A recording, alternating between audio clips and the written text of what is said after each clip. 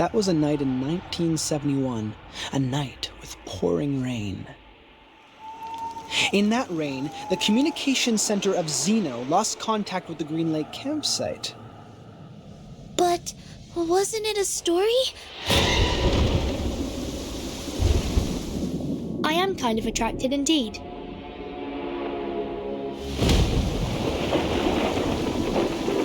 Staying here is really not a wise choice for you. It's our rights to stay here. You can't just expel us. Someone is passing messages to us through these notes. We have been with a butcher whose identity is unknown to all of us. Like the story of Xeno Youth Force. We are in real danger now.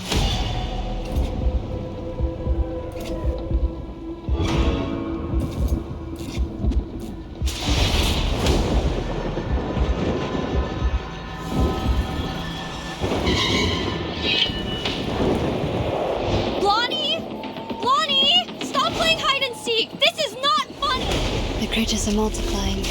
Things are getting worse.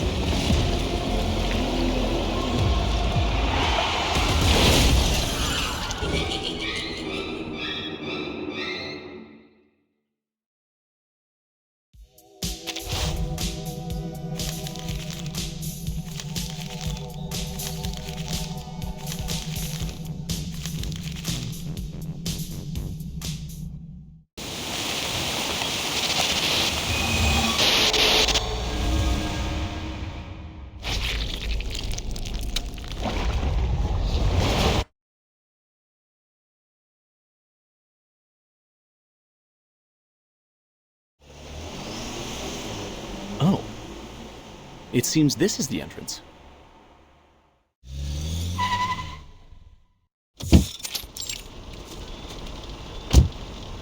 Green Lake campsite. We are now at the Green Lake. Michael, a self-explanatory fool. He leads the life of a clown in front of his popular peers, like a companion animal to them. He has turned himself into one of those chattering, gong-holding monkeys, clowning around with a head filled with junk food, alcohol, and psychedelic potions. Green Lake campsite. I hope we can find a clean and vast lake here to swim, with or without a swimsuit. See my muscles? The young ladies will all crazily scream for these puppies. Ho, ho, ho! Freddie, an athlete, captain of the school's rugby team, an ostentatious, self-centered, and annoying narcissist. He is in the prime of his life, a period which will be recalled repeatedly and eagerly decades later, like a drunk man obsessively licking the salt off the snacks. Damn, Freddie. For 1 second in your life, could you please stop thinking about taking your pants off? Jason, the young scholar. He is the teacher's favorite student. Straight A's, clever, reliable, and logical. He pays more respect to girls than most of the idiotic men do. His interest is reading those encyclopedias or looking into some strange science stuff. You can wipe your face with this, Michael. We will get to the camp soon. Anne, the virgin. There is a non-aggressive, harmless amount of gentleness and beauty in her that you don't get to see much of in this crazy time. She was born and raised in a faithful Christian family, along with other sisters. She attends the reading session held in her community every weekend. Lower your voices. Enough shouting. I'm still hungover, so don't mess with me and everybody will stay happy. Understand? Blondie. Reckless and dumb. A typical blondie. Always indulging herself in alcohol, beautiful clothes, and other vain pleasures. She was luckily born into a wealthy family and raised by doting parents. People call her sweetheart or honey, nothing else. Now we are going to bonfire camping area, right? Where's our guide? Just to be clear, Uncle Eli lent us the place, but he did also mention it's a bit neglected, so you know what to expect. When we get there, clean up the house and leave the best bedroom to me. You can choose from the rest. Michael will be glad to help you, sweetie. Take Anne with you. A girl would know to attend to details. One day, she will pay for her doings. One day.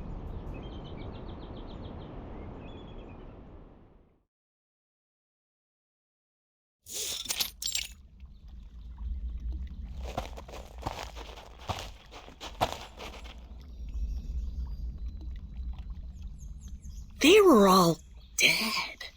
Their heads were hung at the treetop. It wasn't until a week later were they found by other campers. Murderer? No, there was no murderer. At least nobody has ever seen one. Some said it was done by a person who has long lost his humanity, that he was possessed by some demonic spirits and therefore immortal. Michael, you fool! Stop telling such a dumb story. Come maintain the bonfire, idiot. Oh, but I haven't finished the story. No, I mean, all right, on my way. Hey, do you guys smell anything? Something quite gross, like, putrid?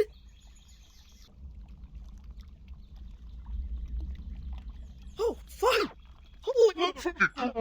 oh gosh, I just saw it! It's viscera?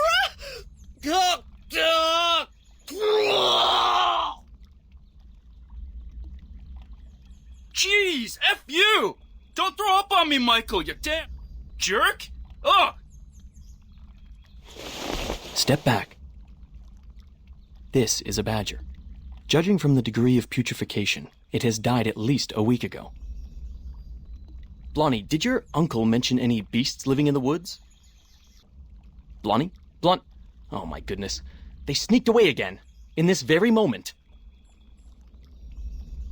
Well, I think so. She left with Freddy when Michael started puking.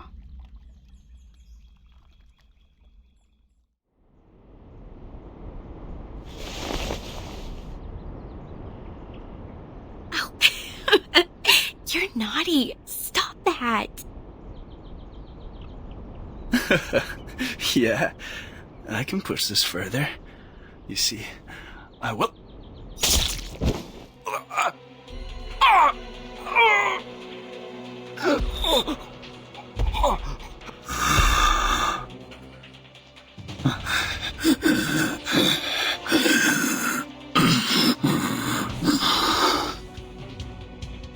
Help!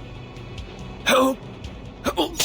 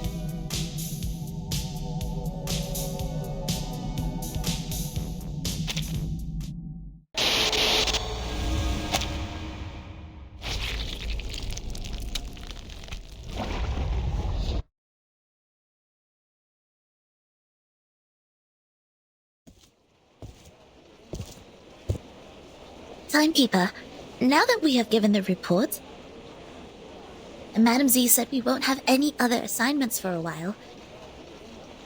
It may be a little abrupt to ask, but I was wondering if you would like to take a heritage train ride with me.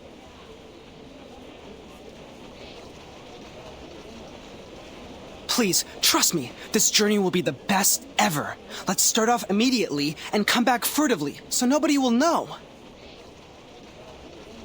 No, thank you. I'm not interested. Okay, fine.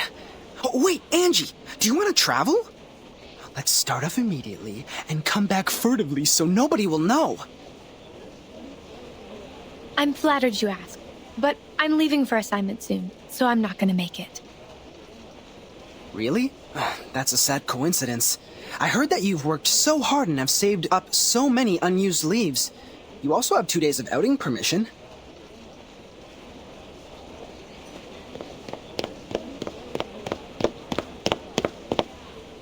Oh, hey guys. Us?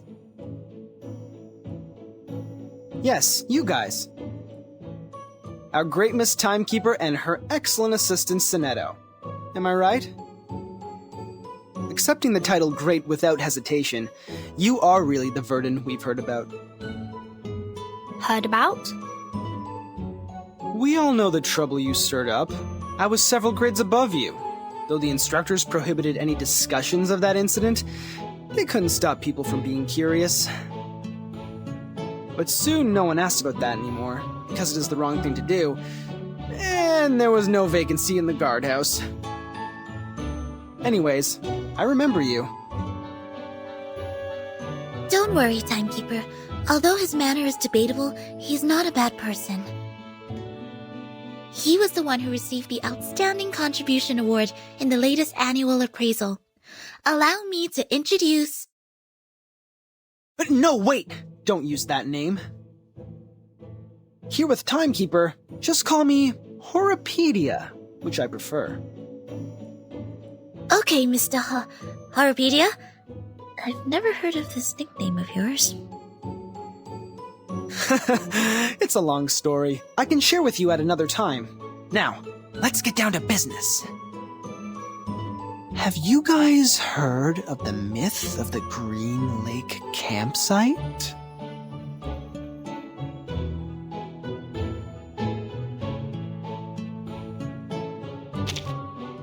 Yeah, it was me.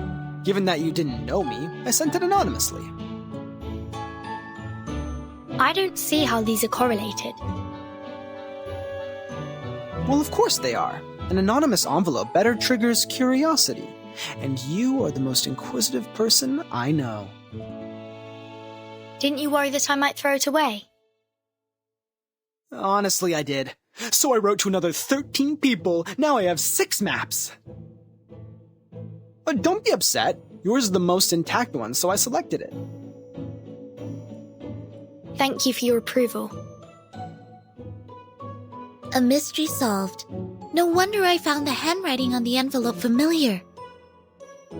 I did some research on Green Lake campsite after piecing together the map. It was the map of one of the training bases of Xeno. They used to train their youth force there in the early 60s and deserted that base in the early 70s. It had been under use even before it was abandoned. It was more of a Boy Scout camping site than a military training base. Exactly, Miss Sonetto. But this is the outdated version of the story now. This is not your fault. You haven't been in the headquarters for a long time, so you must have missed out on some first-hand information. Now, about the Green Lake campsite, we have some updates.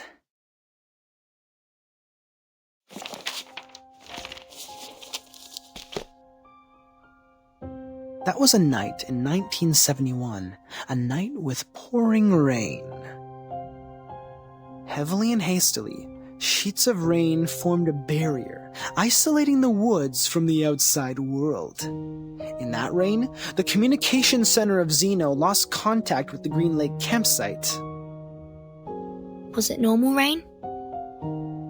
It was, drops of water with dust falling from above. It didn't cause any illusions or unusual symptoms, but took away all the youth force stationed at the campsite.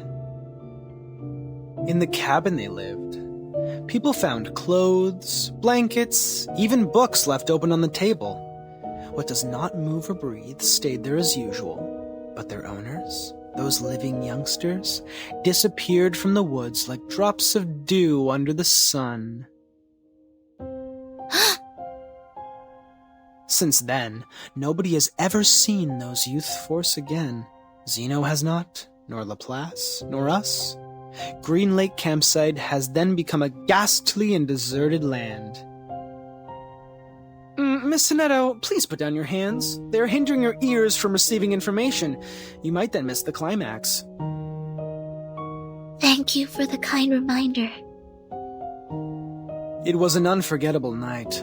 3 months later, all the missing members of the youth force came back to Zeno. They carried the smell of fungi and moist air, stepping into their dorm without making any noise. They claimed that they just came back from a tough mission in the rainforest. No one knew what the mission was. No one knew which rainforest they referred to.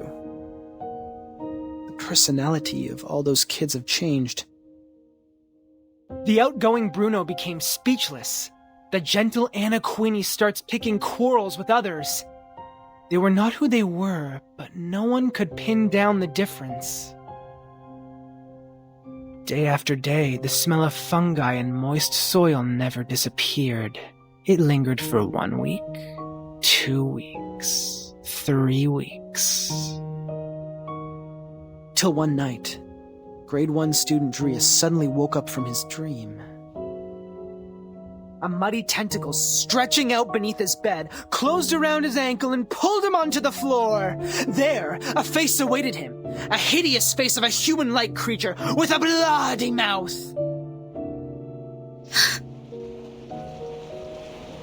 Sonetto?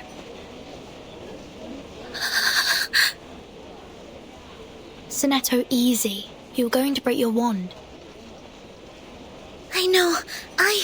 I was just a bit caught off guard. It has never come to my mind that such a bizarre event would take place within an official institution. Funny story, Mr. Horopedia. As an urban myth, however, the ending is way too clear and powerful. The element of drama ruins its authenticity. You're good at making stories. Next time you can be more meticulous. Huh? Zeno Armaments Academy. The best military talents training base at present. The members of Youth Force were relatively younger, with less combat experience and capability compared to those graduates. Still, they have received years of training as reserve soldiers. As we all know, Zeno would arm their Youth Force and the trainers with drill weapons for outings.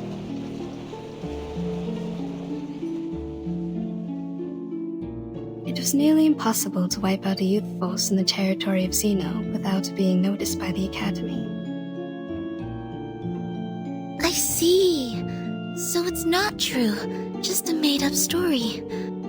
Miss Tooth Fairy, did you come back from the trip? I rerouted my journey to a new destination. My companion suggested us to meet at the Foundation first, so I came back earlier. Anything wrong with the original destination? It's fine and safe, but now I have a better place to go.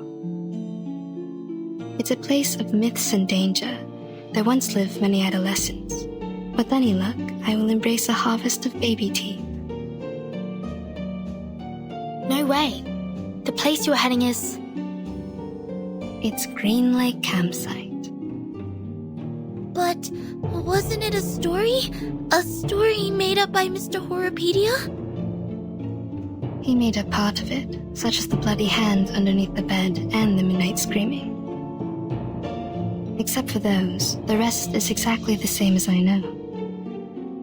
But, as you just said, in their own training base, it's almost impossible for the youth force to be...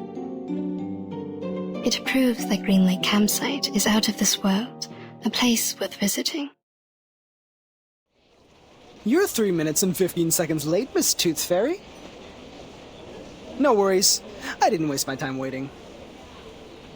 We need more people to join us. Angie and Adolf have turned me down, but Verdun and Sonetto haven't walked away yet.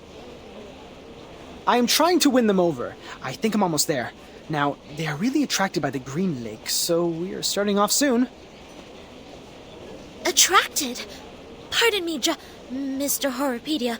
We did not plan to go there, and we certainly do not feel any strong attraction to that place. Oh, really? But Verdun seems to be very attracted. Or am I mistaken about the look on her face?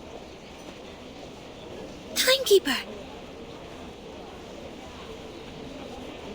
I am kind of attracted indeed. See that? I am right. I'm glad to see you in an adventurous spirit, Miss Verdun.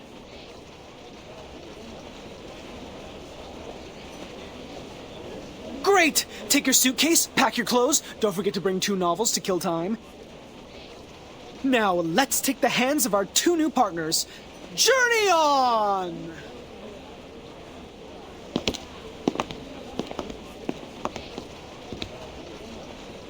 Please, wait a minute!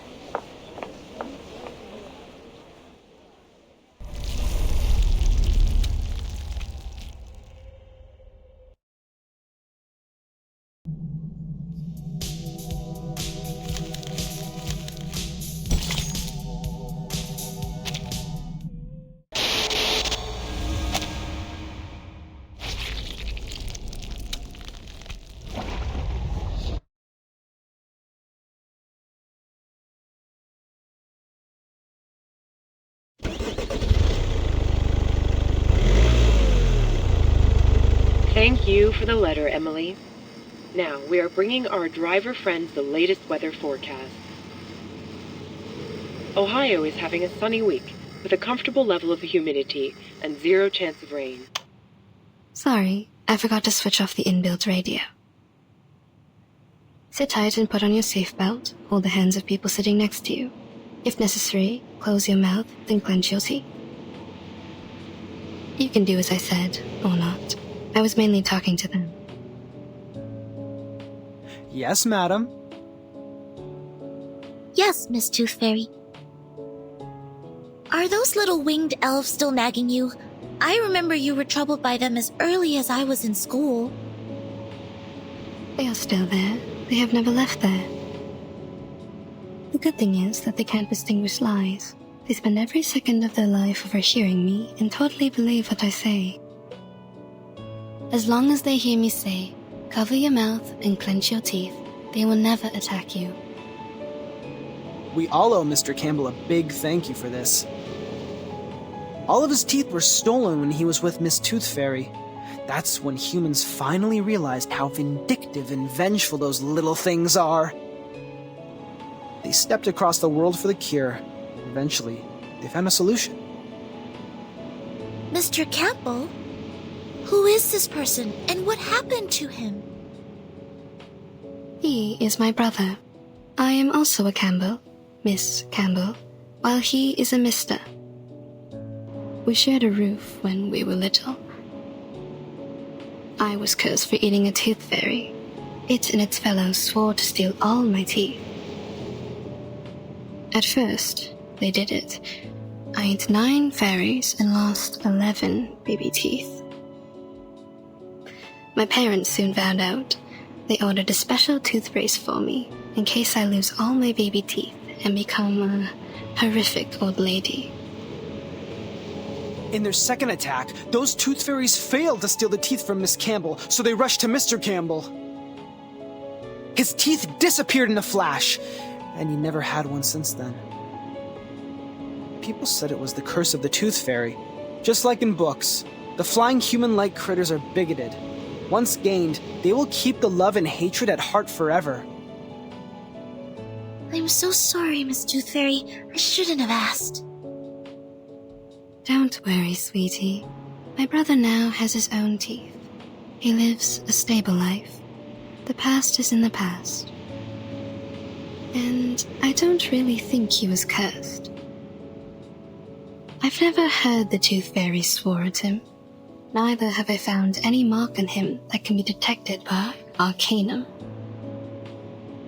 Instead of being cursed, what he suffered is more likely to be a congenitally missing tooth, a term defined in human medical science. I know that case. I just never thought Mr. Campbell lost his because of this. None of my classmates or instructors ever doubted the authenticity of such a curse when they gossip of such things. SPDM is a community of a bunch of young arcanists and several instructors. For those kids, a curse is more common than a disease diagnosed by human medical science. As a result, they neglected what they can't comprehend and only learned the story from a one-sided perspective. Soon enough, rumors started to spread. But that was a curse. A trouble that you can't easily shake off once you were put under. People could hardly forget that. If Tooth Fairies could curse his sister, they could also curse him. Everything came naturally. That was it. Kids were ignorant for lack of knowledge, yet adults were ignorant for their cognitive inertia. In a story where truth and falsity are mingled together, it is hard to tell which is which. After all, life is not a show. You won't have a narrator to warn you of the dangers ahead. Go away! Leave here! Careful!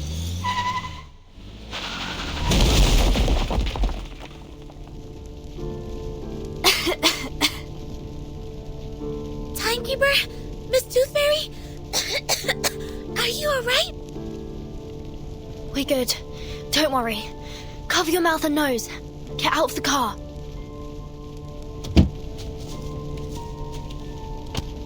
Is everyone okay? Did somebody get hurt? Timekeeper, you... Go away! Go! Go away! Get out of my woods!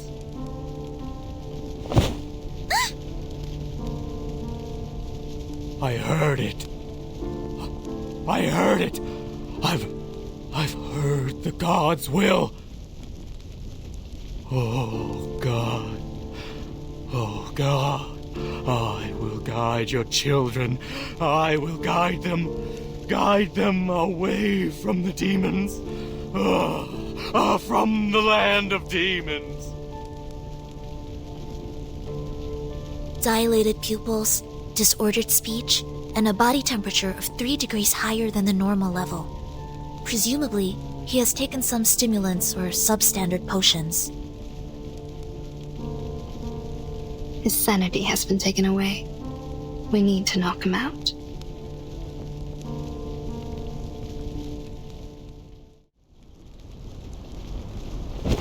He fainted out. Problem solved. But my car broke down. We have to walk there. No problem, Miss Tooth Fairy. I took the map with me before we got out.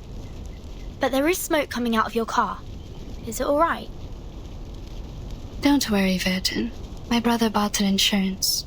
The brokers will soon contact him.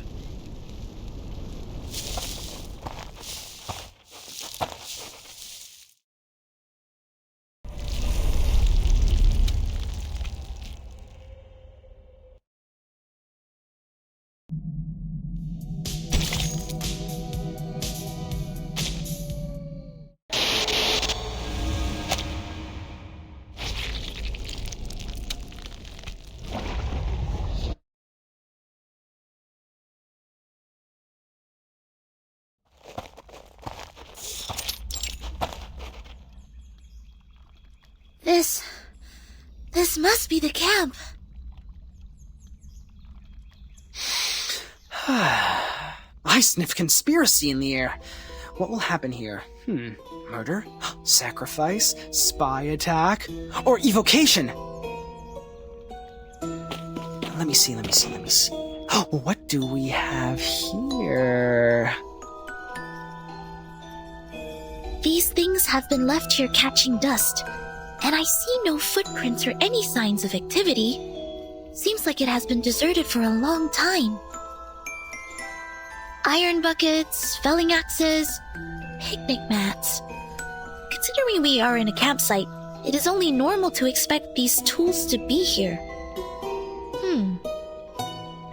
What is this?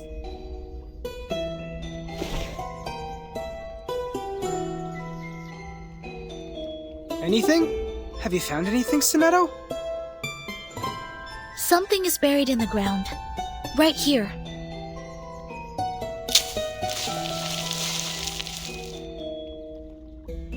A box? Made of iron or aluminum?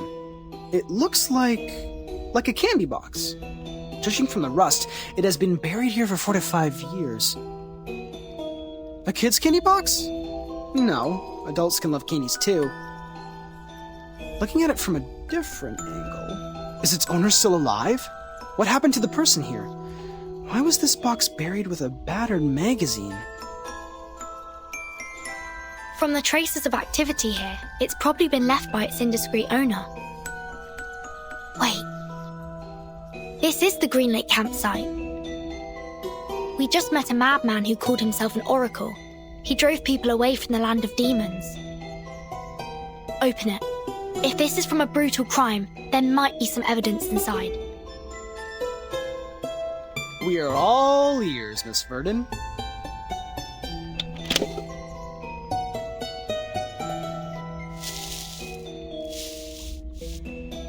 This is not a candy box.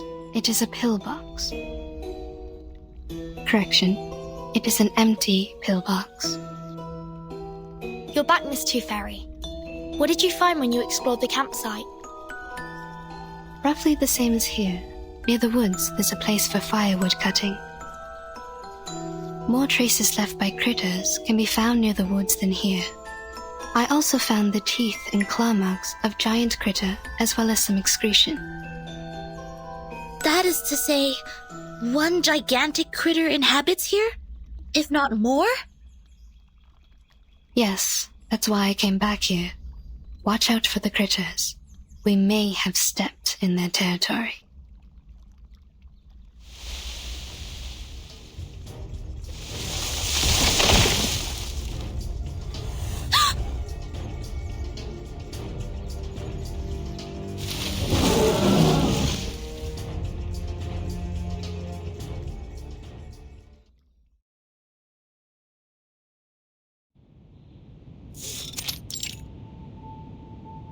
Yeah, I understand.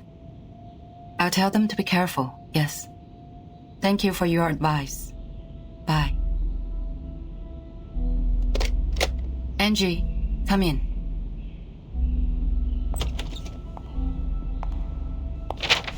This is the file that the timekeeper submitted. It's about the storm. Please hand it to the research department. Affirmative. I will bring it to them. Next month, your squad will be dispatched to North America to join Xeno for a joint mission. The tactical unit under the timekeeper will be replaced by the 3rd squad. Please complete the handover procedure before you leave. By the way, your application for the outing permission has been permitted.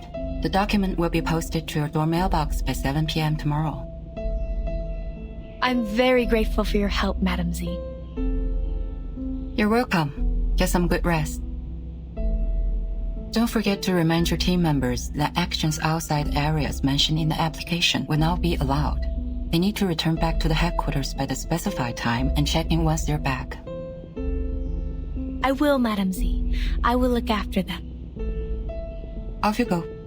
Oh, hey, Angie. I heard that Tooth Fairy has returned to the Foundation. Please tell her to come by my office when she's available. Miss Tooth Fairy? I suppose she has gone by now. On my way here, I saw Joshua and Vertimore with her.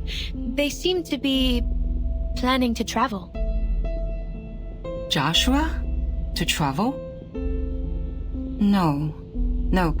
I haven't received his outing application. Which means... He did have some past records of violation, such as being late, absent from duty, and taking actions without permission. His past records means that his outing application will not be permitted. He must be well aware of it. That's why he wasn't even bothered to apply for one. My, no wonder he always said, let's start off immediately and come back furtively so nobody will know.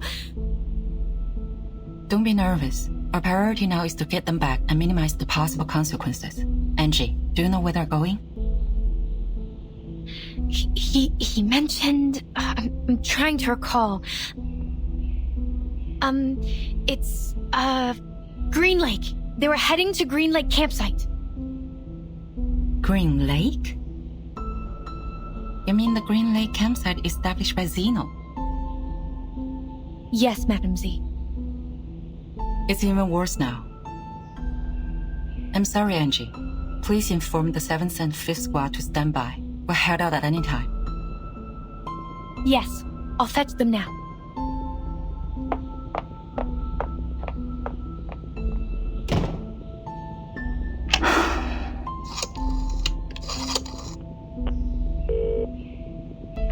Hello?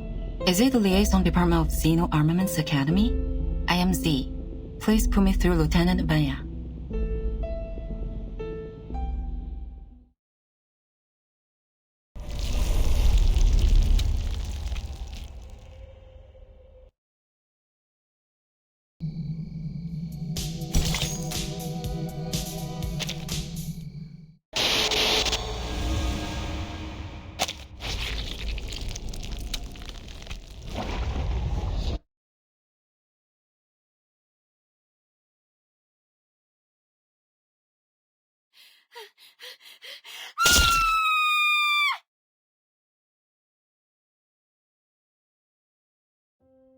What was that? Did someone scream? My god, Jason, we have to check it out. I know they like to fool around, but we are here now.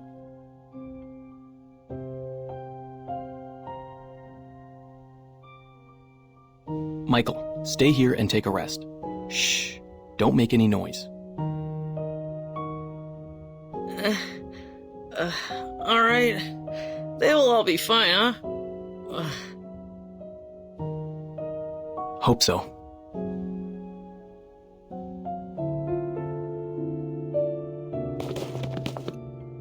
Blondie? Blondie? Stop playing hide and seek. This is not funny. Wait. Look over there.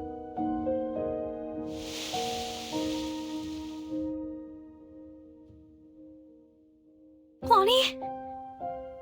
No. Freddy? Are you there? Not funny at all. Not cool. You two always like to spook people like this. I will not believe.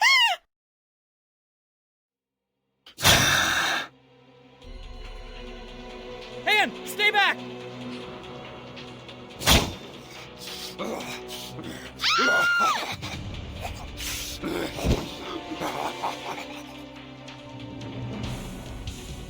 What the hell was that? The stories are all true. All true. How is that possible? It is not in compliance with the laws of nature.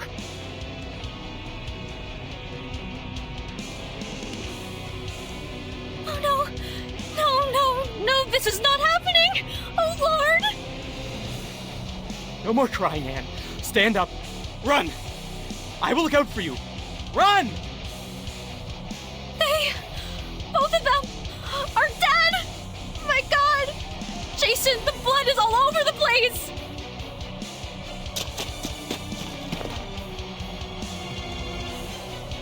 Don't think too much. Don't look back.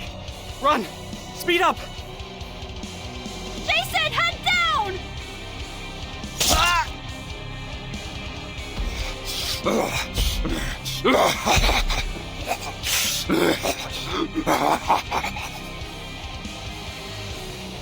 No! Don't!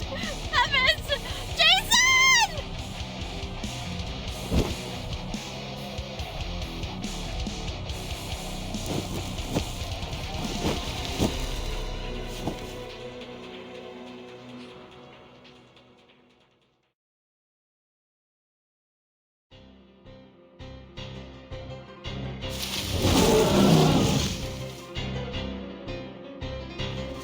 Damn it, it's catching up! It's moving too fast. I've never seen a critter this big. Not only the size, its strength and speed are also much enhanced from what we learned in the Arcane Creatures class. It took Miss Toothfairy's velvet pocket. We have to bring it down before it's too late. Horopedia, do you have some cobweb bullets to trap it? Only one left. Are you sure we have to fight it in the woods? We don't have an edge. The campsite was completely destroyed within 15 seconds. I don't suggest that we kill ourselves in this way. According to the map, there is the other campsite built in a wider region. We can fight it there. Turn left here. Keep going for 100 meters, and then cross the bush. Whoa! Shoot that bullet. It's going to get you. What a pity. I was thinking of catching something else.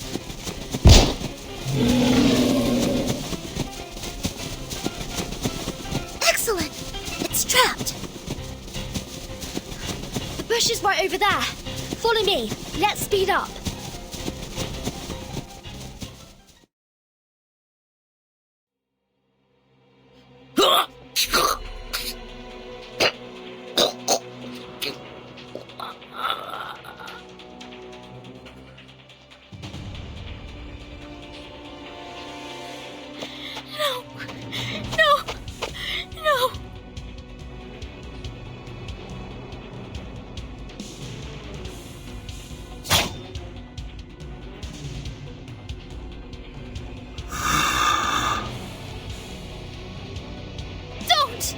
Don't get closer!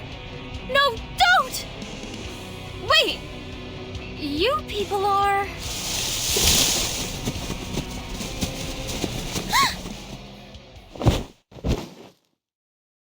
My apologies. I didn't mean to intrude. My God, what has happened here?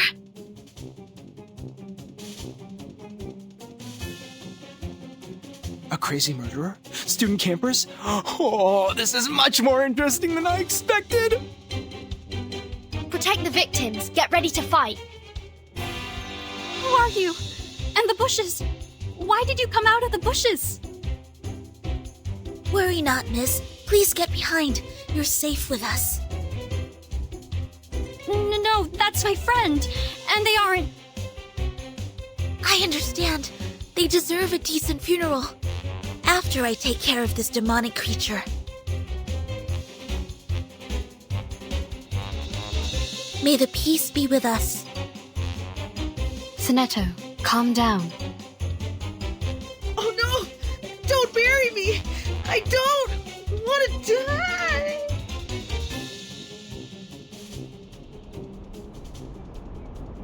What?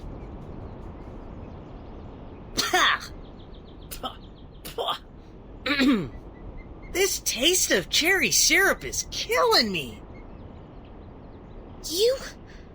You're still alive? Huh? Of course. What kind of question is that? But you were vomiting blood, and that gentleman over there doesn't even have a head attached to his body. That's a prop. It looks like a real one. Nicely done. You add bloody taste substitute into the cherry syrup, which makes it smell like the real blood.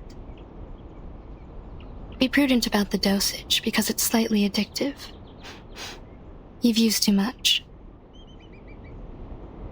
What on earth is happening? This is a theater, or a filming site. These young people are busy with their business, while we just interrupted them. I'm Anne.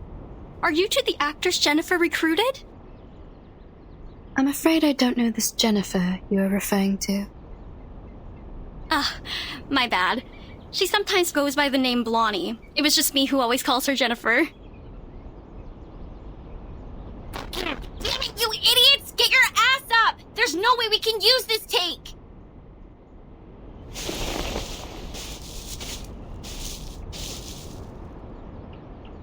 Here she comes!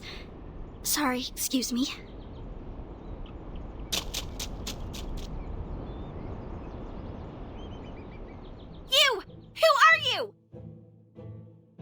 Furtin.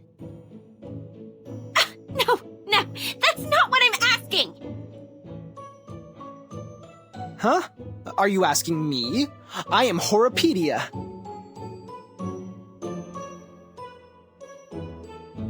And you are... The big one, the athlete, the smaller one, the fool, and the slim one, the scholar, the only girl who's standing here. It seems like the first girl who lay down. I'm talking about you, right, a blondie. What the hell? What is in your shrinked brain? I'm asking who the hell you are, why you are here, and what do you break into my film site for? Film? Yes, we were in the middle of shooting a movie. A horror movie. Jennifer is our director and playwright. Is that the word? Horror movie? Here?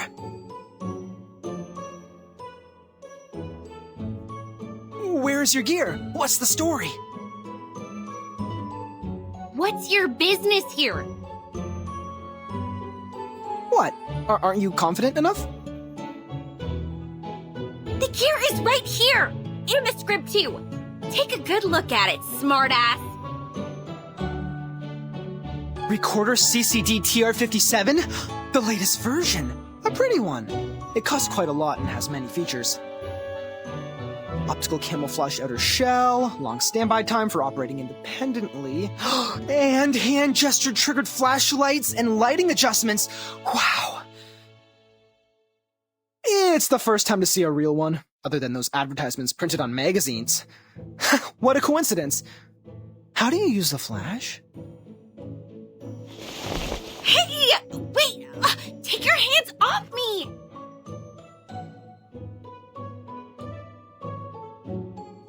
With a snap, a wave, or adjusting your glasses? Or an applause? Let go of me!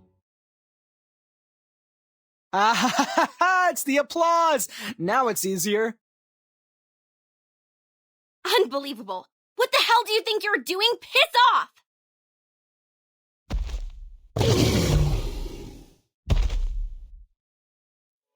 5 minutes, 31 seconds. The sticky bullet should have been 4 times more powerful than this, but still within my estimation. Hey, Blondie! Clap your hands! God damn it, for freak's sake! Look what you brought here!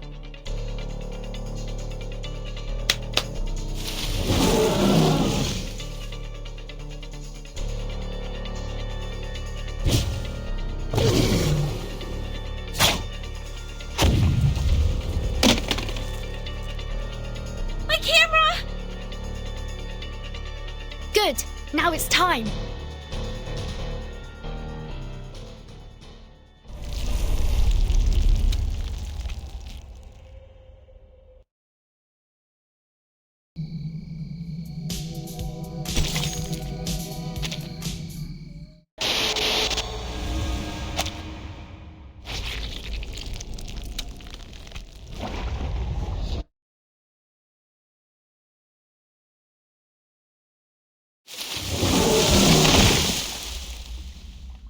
It escaped, taking my precious collection away. Now there's no way to follow it. The trees it pushed down have blocked the path. This would take us some time. That was definitely not your usual critter. Miss Tooth Fairy, what kind of traces did you find earlier? Most of them are left by medium and small critters. Claw marks of giant critters are clear, but few. There's probably one critter of such immense size. Besides, we need to offer an explanation to that lady. Of course.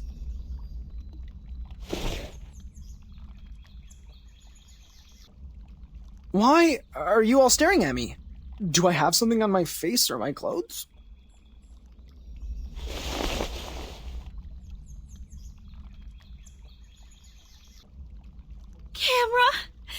camera, my god, the roll films are ruined too. There, Jennifer. Perhaps I can try piecing it together and fix it for you. Would it help you to feel better? It's no use. Everything in it is gone. Every take I took. Yeah, like what Anne said, don't be sad. Thanks to your generosity, none of us were injured.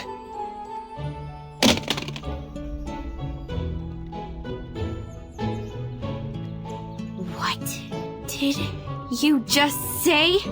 I'm trying to comfort you. Don't glare at me. Actually, I think this is unnecessary, but they made me.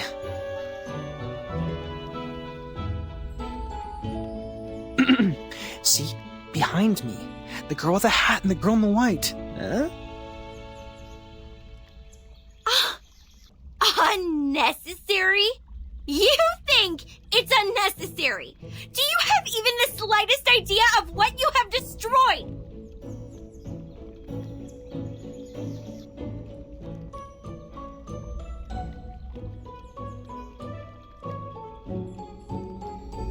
Make your 4 eyes useful and look at these.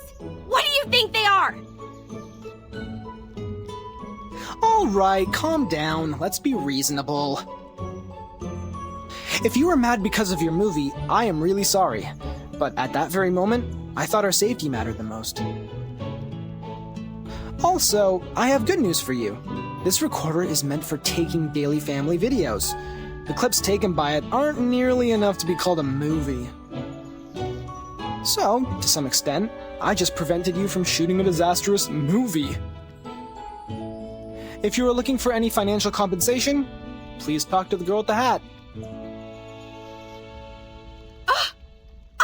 Come again? Who is going to make a disastrous movie? No!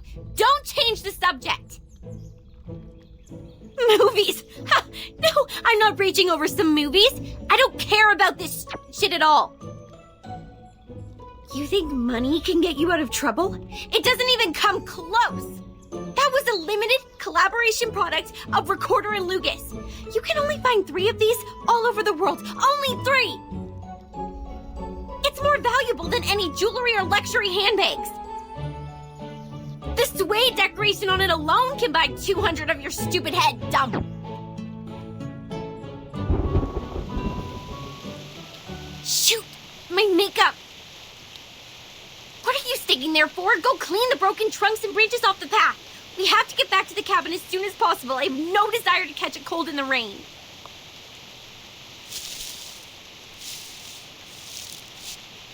This is not a safe place for you. Get back to the town, find a hotel, and take a hot shower. My students and I will escort you to the main road at the edge of the woods and arrange a car for you. If any of you have symptoms like an itchy throat or rising temperature, please buy some Robitussin or a similar drug at the nearest pharmacy. Ugh! No, I'm not leaving. The movie is not finished. As long as you take care of that big monster, I can continue with my project to get that shit movie done.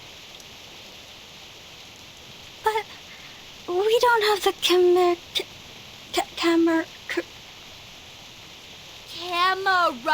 you dumb girl. You have no idea what we are doing here, so don't tell me what to do if the best you could do is handcraft some props. Staying here is really not a wise choice for you. It is very dangerous and you can't protect yourselves. It's our right to stay here. You can't just expel us.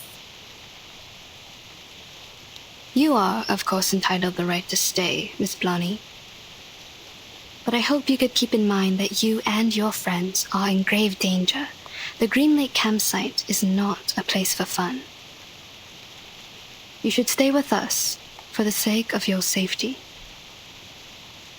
The rain is getting heavier. We might catch a cold. Let's clean up the road and head for the shelter.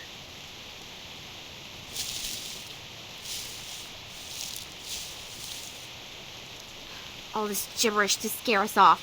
Come here, Freddy! Go into the campsite and see if you can find some axes for us. Kids, if you find any teeth, please pick them up and hand them to me. Hurry up, Freddy! I'm freezing!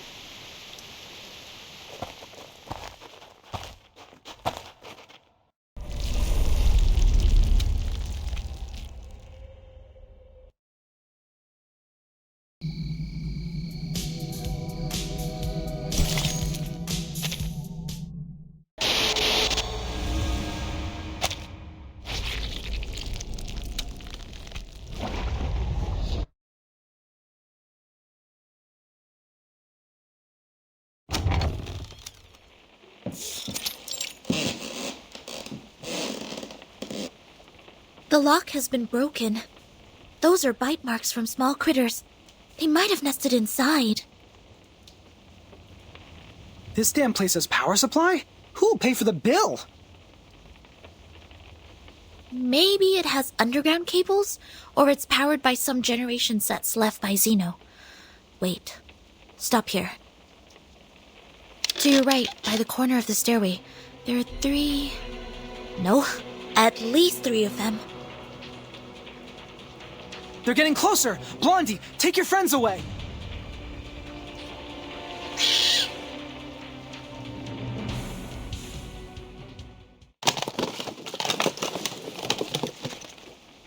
Strange. I remember I left it here. Where's the camera? Are you looking for something? Perhaps I can help. No one asks for your help. Go away.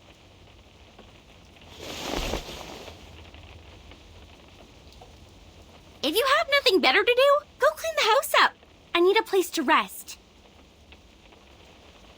Yes, sure, you must be tired. Don't worry, I will take care of it. Let me give you a hand, Anne. That'd be great. The tools are in the closet. This won't take us long.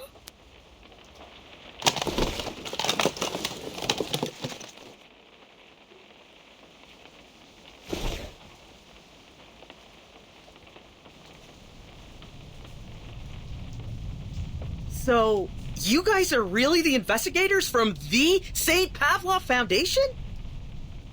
What is St. Pavlov Foundation? No way! You've never heard about St. Pavlov Foundation? St. Pavlov Foundation is an official institution that takes in and organizes arcanists, Anne. My friends and I work for them. We will try our best to keep everyone here safe.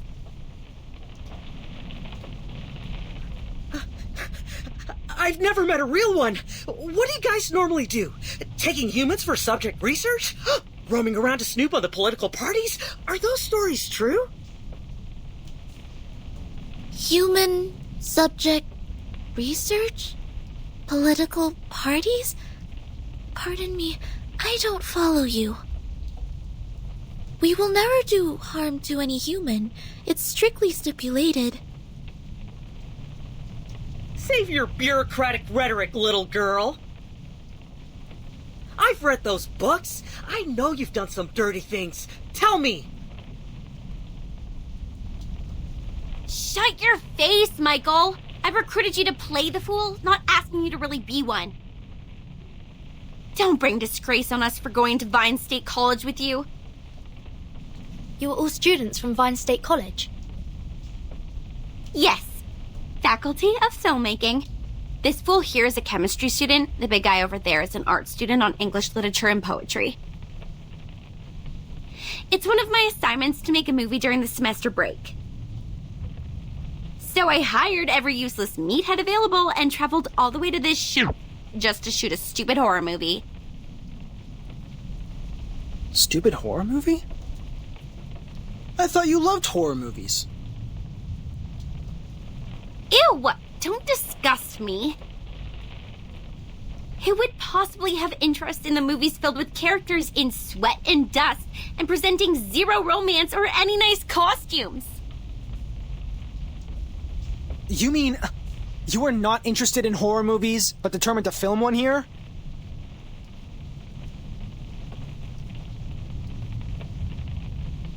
You tell me.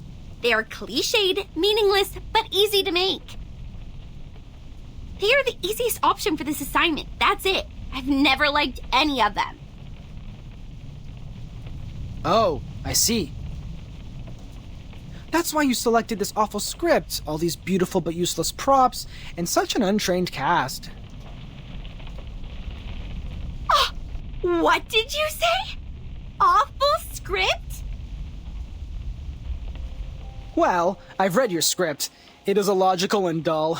The conflicts are not strong enough. Or we can call it a classic, but in another word, it's stale. I really wonder, how did you get admitted to the filmmaking faculty? The admission criteria for Vine State College should be quite difficult to meet. You! What do you know about filmmaking? You're no one but a spawn of the Foundation like those bodyguards my daddy has! Come on, relax, Blondie.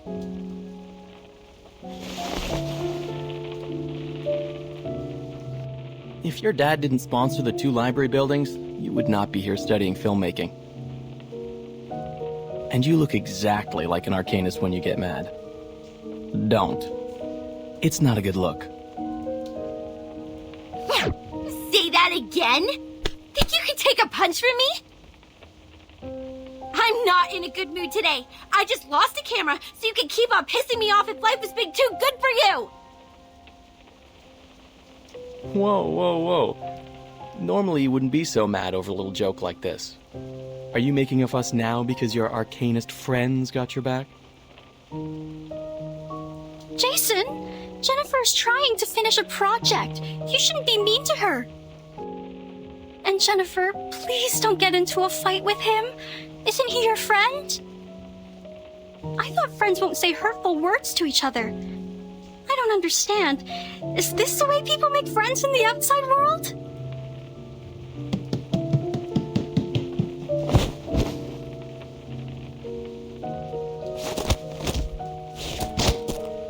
I will knock off every tooth in your mouth and give them away to that crazy teeth collector!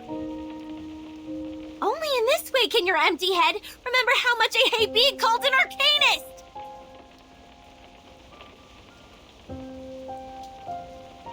But you are always an arcanist. Although you've tried every means to be a human, it won't change your identity.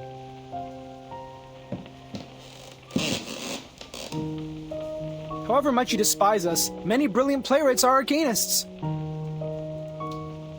Mr. Horpedia, please stop making this worse.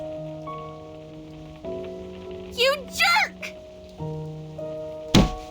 Quiet.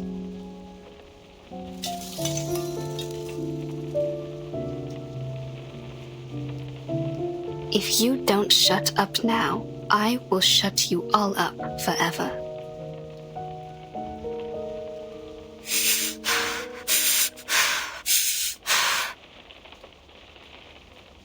Miss Anne has a point.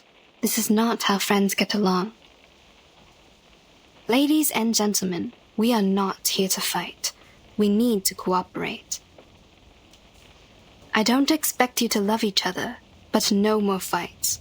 I don't care whether you are arcanist or human. Now sit back on the sofa, everyone. I'm sorry, Miss Tooth Fairy. I'm sorry too. I should have stopped them.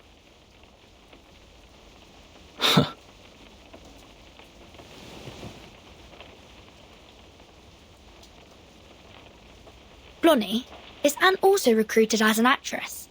She is not as restless, energetic as your classmates. No, she isn't. She's a local villager. We met by the edge of the woods. As well as Rod, the one that plays the butcher. That's everyone in my crew. Now, if your curiosity has been well satisfied, leave! I need a break.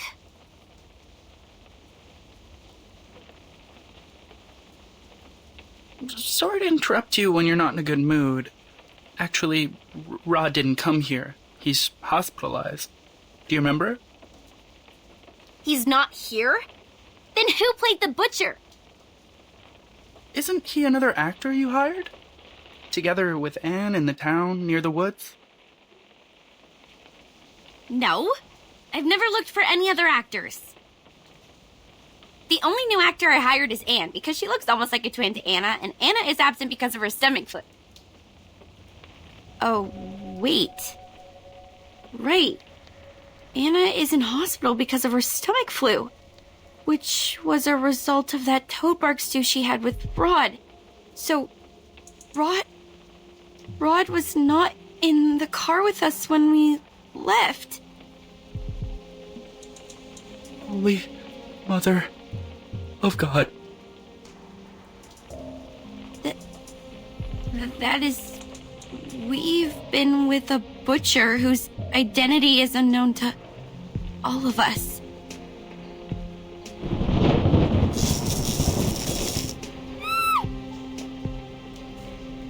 Jennifer, don't worry. I will protect you. How is this possible? When did this place get so dark? What time is it now? Hey, Freddy, stop whining and take a look at the clock! Okay. Afternoon. 1 p.m.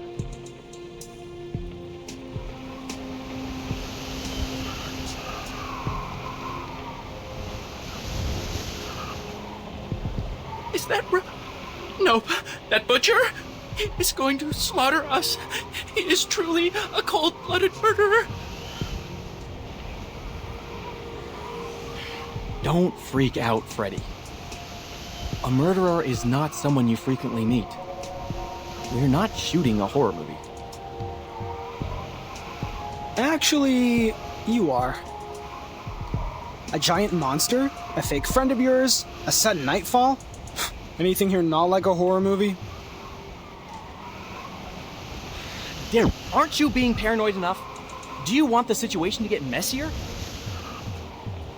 You, sit down. I will go check the electrical panel and fix it. It will bring back the light and restore your sanity. Negative for me. Those who remain alone in a horror movie never end up safe and sound. If the butcher is really lingering outside the door, you will be his first blood. Although you are rude, impolite, and suspected of ancestry discrimination, I suggest you to take someone with you for the sake of your safety. Oh, back off, you troll!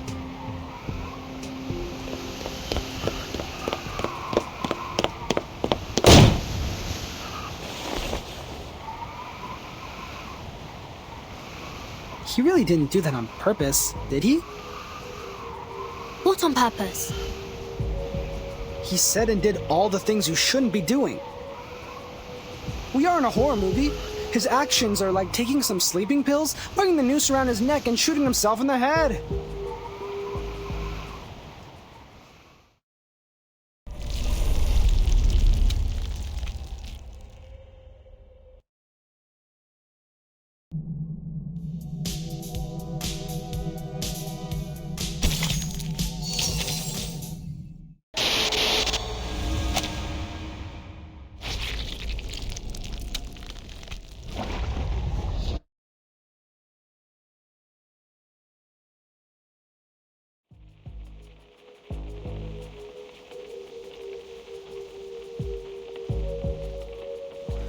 It has been 7 minutes and 25 seconds since our bro the Brave took the one-man mission.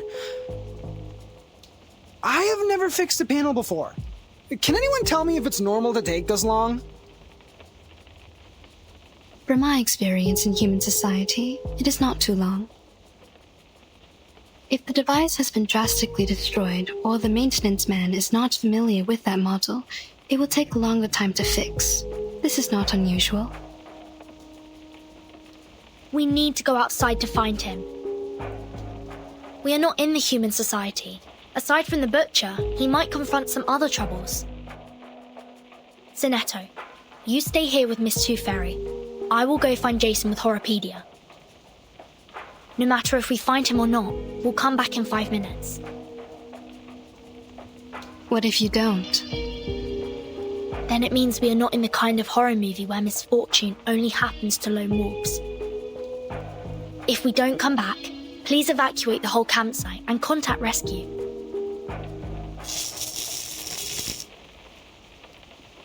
Jason? Yeah, it's Jason! He fixed the lights!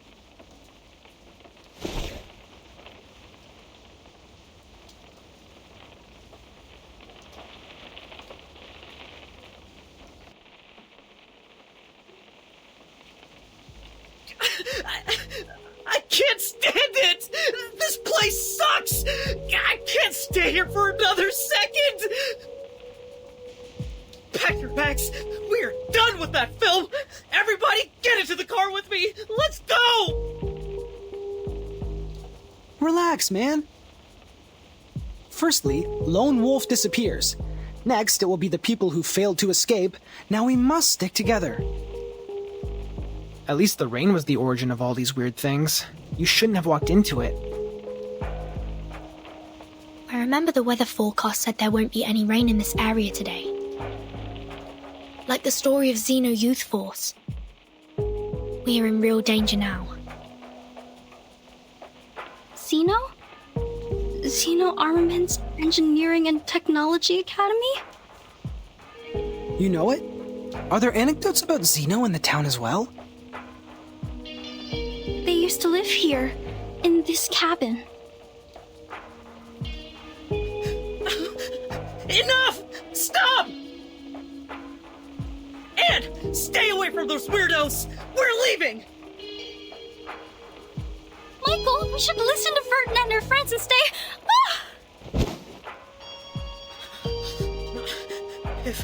If Rod can be fake, this whole campsite can also be an entire illusion!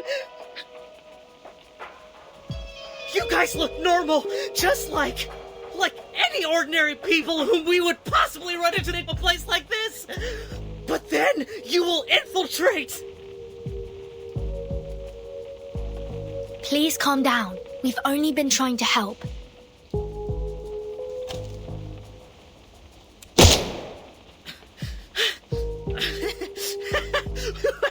I won't be deceived anymore!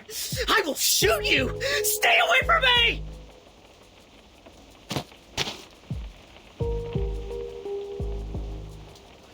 Jason is right! Arcadists are all insane! I won't let you get into my car!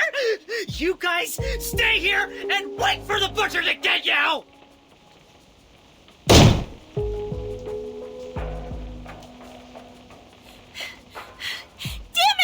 How dare you leave without me?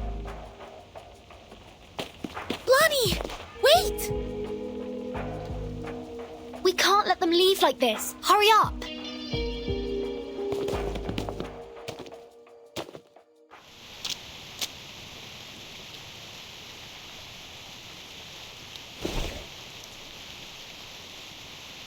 This is not good.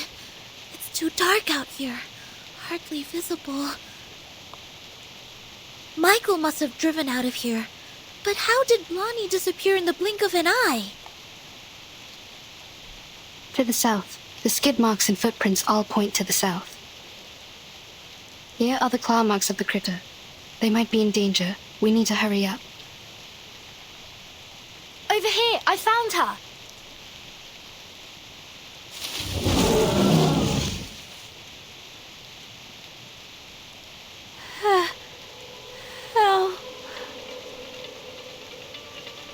Blondie, please stay still. We're coming for you. Miss Tooth Fairy and Horopedia, please follow them. Sonetta and I will handle this. Be careful. This critter is very malicious. Use this if needed.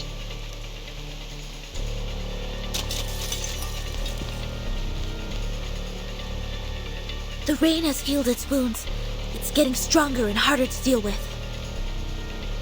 May the peace be with us.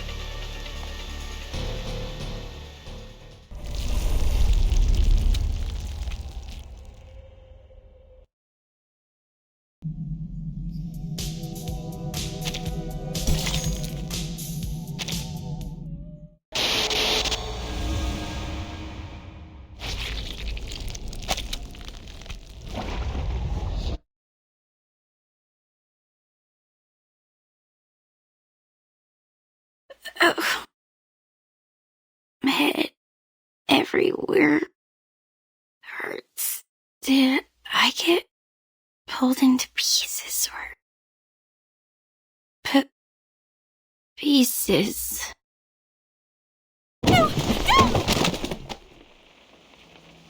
Lonnie! You're awake. I have just given you first aid for the wounds. For now, we will have to wait for Miss Tooth Fairy to administrate a thorough treatment when she comes back. Don't worry, she's very professional and skillful. You won't feel any pain in the process. Am I in the cabin? Then I'm not dead. Good, I'm not dead. You are safe. The critter is gone. Don't worry. Follow me. Take a deep breath. Hold my hand. Another deep breath.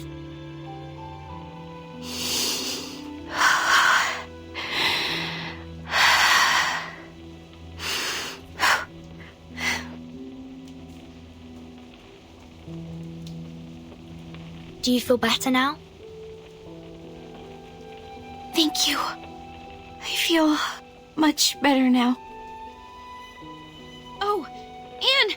Where is she? Did she get hurt? We didn't find her in the woods. Wasn't she in Michael's car? No, she wasn't. She jumped off. She saw me being attacked by the critter and jumped out from the side window. Oh no! The butcher! He must have taken Anne, must be with him. I saw him too. He was walking towards her. Just like what would happen in a horror movie. It's okay. Here, take my hand. We know where she is now. This is good. We will get her back safe and sound. Okay. I understand.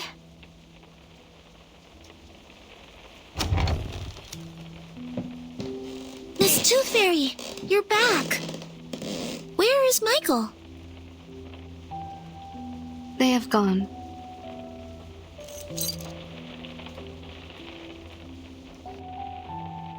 We are not able to catch up and intercept their car. It crashed on the edge of the woods in front of us. Crashed on the edge of the woods? What do you mean? I don't know either. The car was about to rush out of the woods, and then we heard a huge crushing sound. The front section was squeezed together, and the rear wheels were lifted in the air. And there was an explosion. Looks like the car was crashing into an invisible wall. It happened right in front of us, too quick and too astonishing. We got to the car. The fire caused by the explosion was being extinguished by the rain. We found no one but this key. Is it yours, Blonnie? No, never seen it before. I always have some decorations or a doll attached to the keychain. This one is rusty and too plain. It smells weird too, like dirt. Anything special? No, neither mark nor labels. We didn't find anything to match it in the car. First the lone wolf, then the people who failed to escape. Things are getting too complicated, but there's one thing that I am certain of.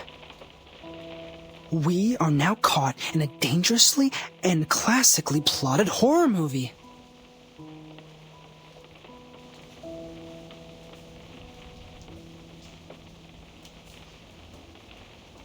That means Anne jumped off the car in order to save Blonnie from the critter's attack. Then she got lost.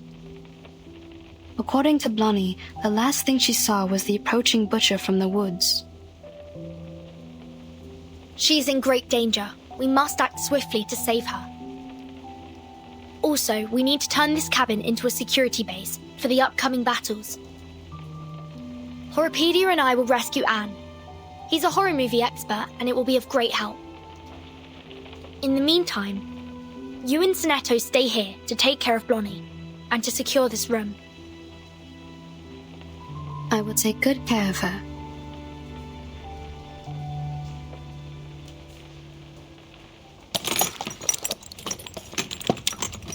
Ow! This hurts! Please bear with me for a minute. The wounds caused by critters are prone to tetanus. I need to thoroughly sterilize them. How about some painkillers? Give me some! I'm very sorry. I don't have any with me. Didn't you say your treatment wouldn't be painful? I'm terribly sorry for what you're going through, but this is not the typical kind of treatment that we used to receive from her. How did she do it then? She would...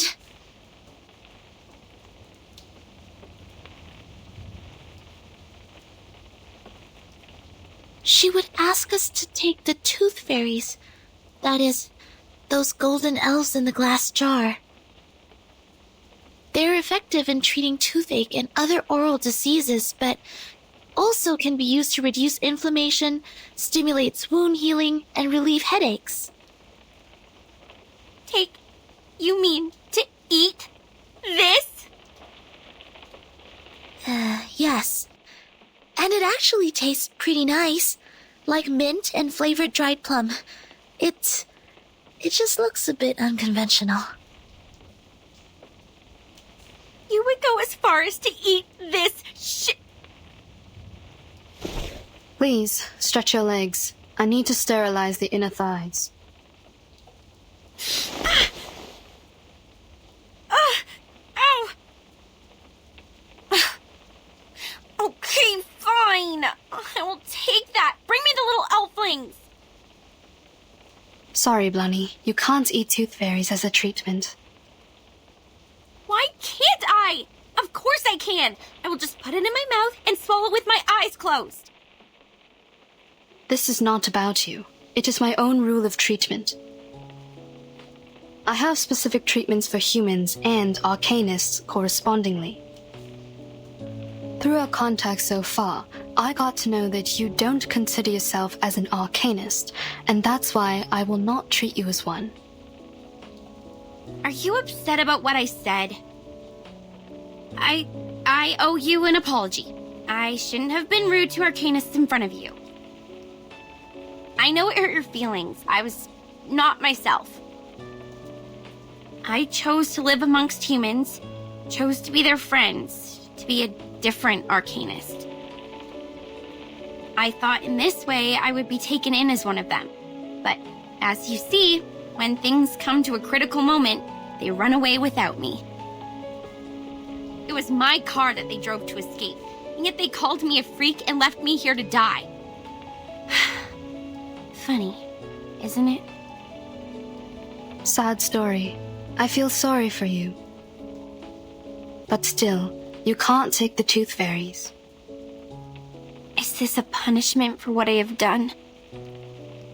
I can't feed you the tooth fairies only because you still think you are human. You don't recognize the behavior of your human classmates, but still want to be on this side and be one of them. Okay. The wounds are packed. Already? I didn't feel a thing. I've applied carbuncle growth promoter. It will paralyze, sedate, and accelerate your cell regeneration. Your wounds will close up in 30 minutes. Isn't that a medicine for arcanists? It is a prescription approved by the medicine examination supervised by Campbell. In this case, it doesn't violate my rule. You could have applied this earlier and spared me the pain. I don't rely on painkillers. I am an excellent doctor. Minimizing patients' pain is of course my forte. When kids can't suppress their pain, I normally sing for them to ease their pain. You didn't sing for me. Was it because you didn't want to? Maybe. I confess, what you did and said at first was really annoying. Arcanists and humans always act as if they were of one merged entity, but we all know how lines have been drawn between their own people and the others. You grew up among humans, and you learned to look away from the truth as they did. Oh, but you do react better to the medicine for arcanists. Your blood is bringing you a good outcome. Look. In another half an hour, your wounds will be fully recovered. By then, you will be able to jump and run freely, as if you were never hurt. However you feel about your ancestry, it is helping you out. My wounds. A good outcome.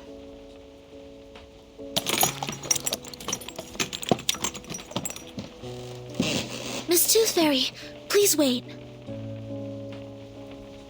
If what Mr. Horopedia has said is true, it's dangerous for us to split up. The three of us should stay together. It will take another 25 minutes for her legs to fully recover. If the situation were to develop based on the rules of horror movies, at this stage, I am safe. Don't worry about me. I see. Have you also done a lot of research about this genre? Not a lot. I just browsed the secret notebook left by Horopedia in the infirmary. I covered him from the instructors to keep his notebook. Since then, we became friends. Keep things from the instructors? Did you do this a lot? Not really. The rules were extremely strict. Except for Horopedia, I only had Vertin as a frequent guest. She pretended that she got a stomachache, lying in bed for half a class. She took many toffees when she left. Timekeeper faked her illness? Ah, and that also explains her toffees. You didn't know that? It seems I need to apologize to Vertin for letting out her secret. But thank goodness you are on her side now. Our negligence didn't cause much damage.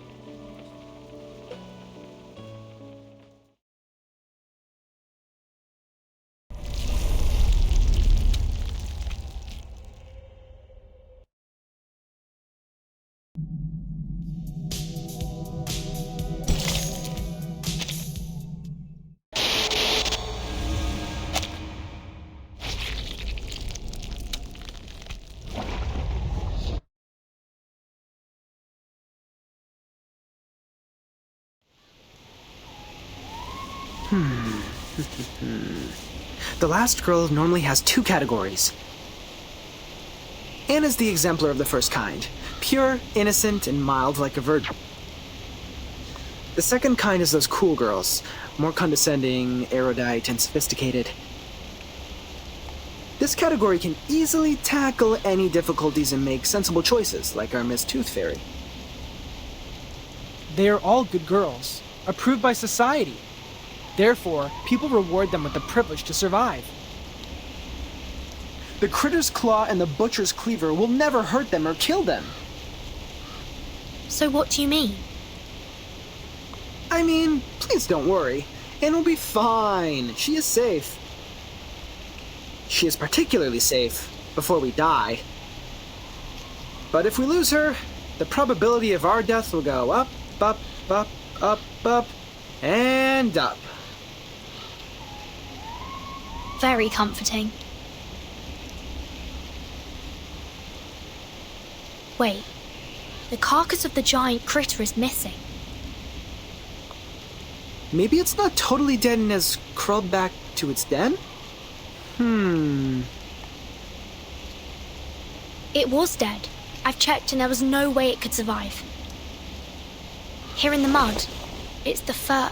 Oh, also, what's this?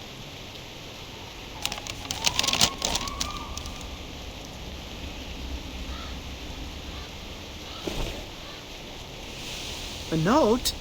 That's weird. Hey, look! It's the butcher's footprints! Let's follow it.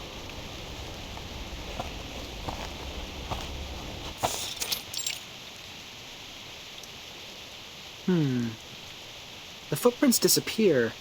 The soil here is less moisturized than the outside, so the footprints are barely left. The smell. I think I've smelt this before. The key. This is the smell of the key. The moss here is definitely special. We need to take some samples back for Miss Tooth Fairy. Burton? Is that you? It's Anne's voice. She must be here. Anne, can you hear me? I'm here! I'm like below you! Below?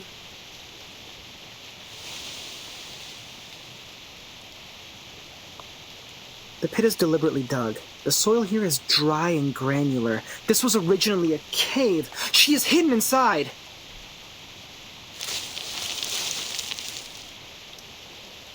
I see you. Stay strong and take my hands. I will pull you out.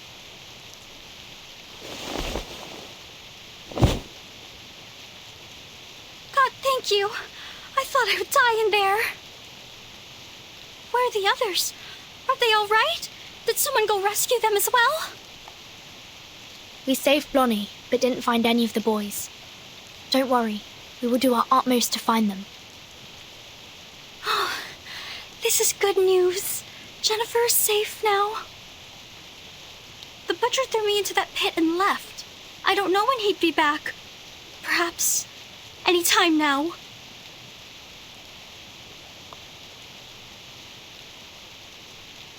Burton, we have to get out of here now.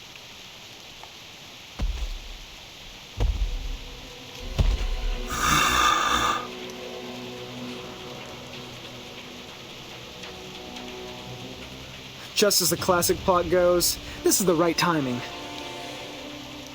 Step back. He can't kill you, but he might hurt you. No, I will fight along this time. I can't be a burden to you now.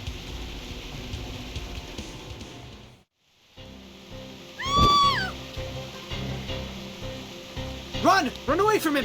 Don't let him catch you!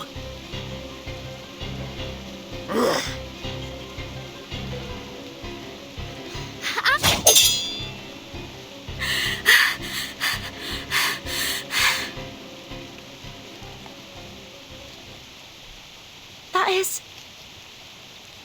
No! No, I won't allow it!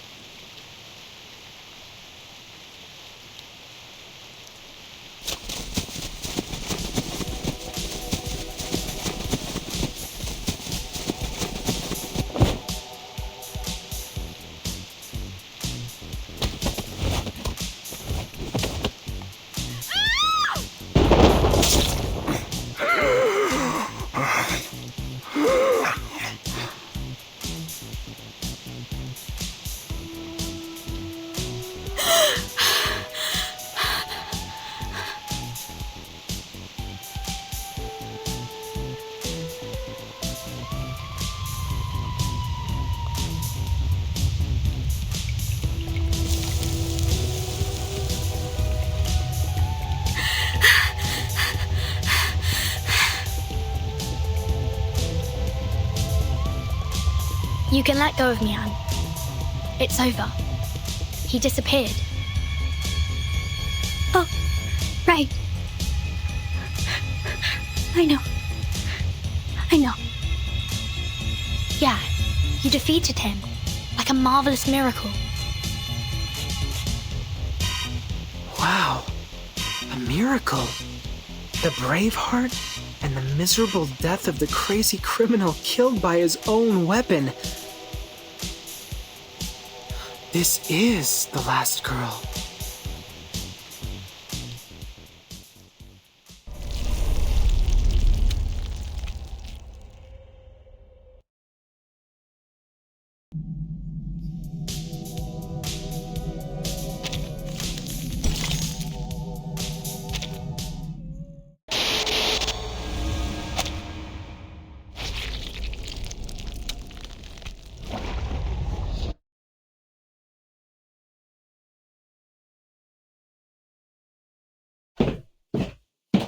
A warehouse filled with bizarre little items.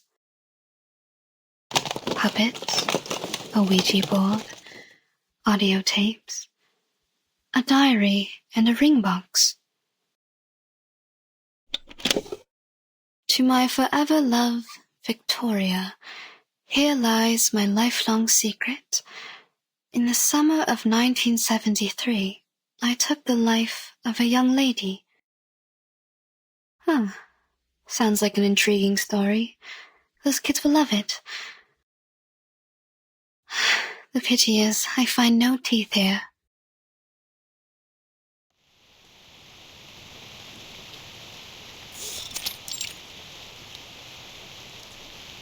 Good. That'd make another trap. The cabin is more safely secured now. Now, take these boards to the east side of the house. We need to have that direction covered as well. Damn it, what are you?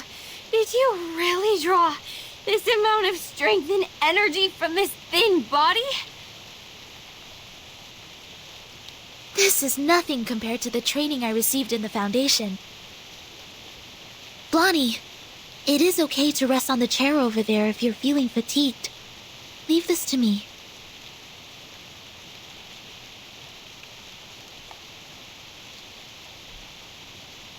Ladies, I found something in the attic.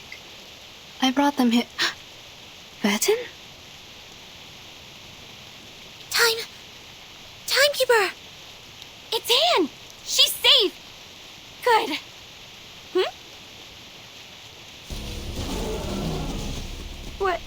What's that behind her? I didn't know there's still an army stationing here. No, that's a cluster of monsters. Well, you can also call it an army. Awesome! How are we supposed to deal with them? We are so dead. I can't run any further. Good. They've set traps in front of the cabin. Sonetto! Activate the trap. Prepare to engage.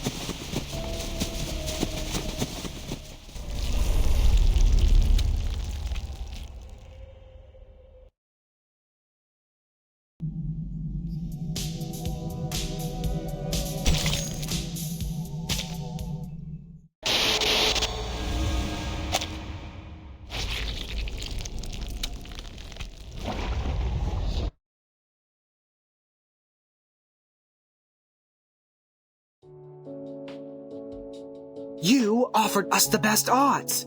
We have the last girl. Please don't say that. I'm not that good. It was pure luck.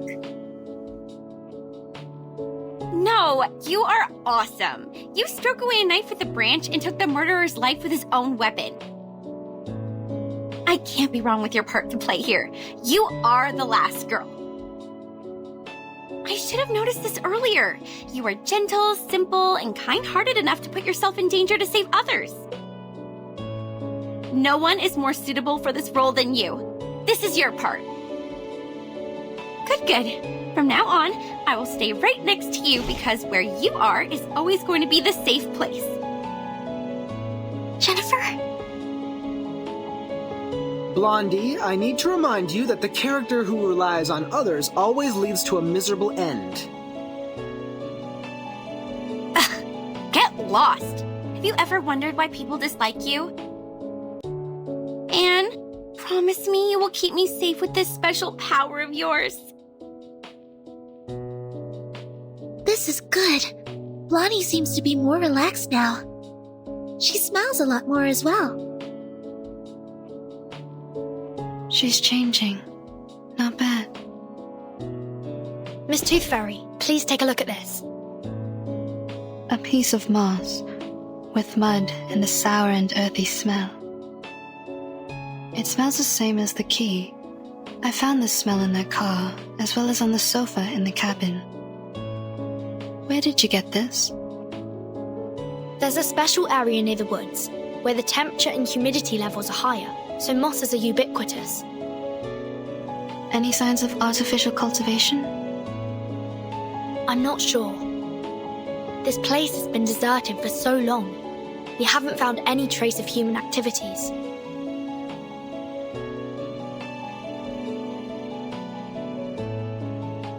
This is a potion. Like most moss-made potions, it paralyzes the central neural system of humans. The subject will become impulsive, confused, and mad. They permeated the whole campsite with the rain, taking away the sanity from Jason, Freddy, and Michael, like what would happen in a horror movie. No surprise. Ordinary people would never behave as foolish as the main characters in a horror movie. It's said that a similar smell was also found on the Xeno Youth Force. Were they controlled by the moss here? Yes, the changes of personality can be one of the effects of the moss. So the moss not only affects humans, it also works on arcanists. What about us? Why haven't we been affected? Time. It takes time. Humans perceive the world through the use of reason. They are the creature of logic and senses. However, they soon lose their sanity when they meet insanity. Arcanists are not the same. We were born with chaotic, mixed emotions. Our innate sensitivity to feelings and potion resistance are stronger. The Xeno Youth Force stayed here for an adequately long period to be contaminated. It will also affect us when the time comes. Perhaps we have lost our minds without realizing it.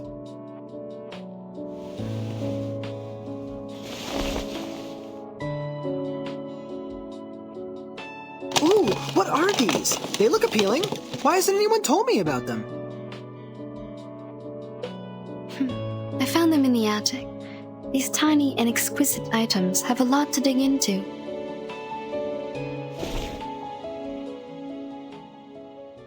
Pity, I still haven't found a tooth.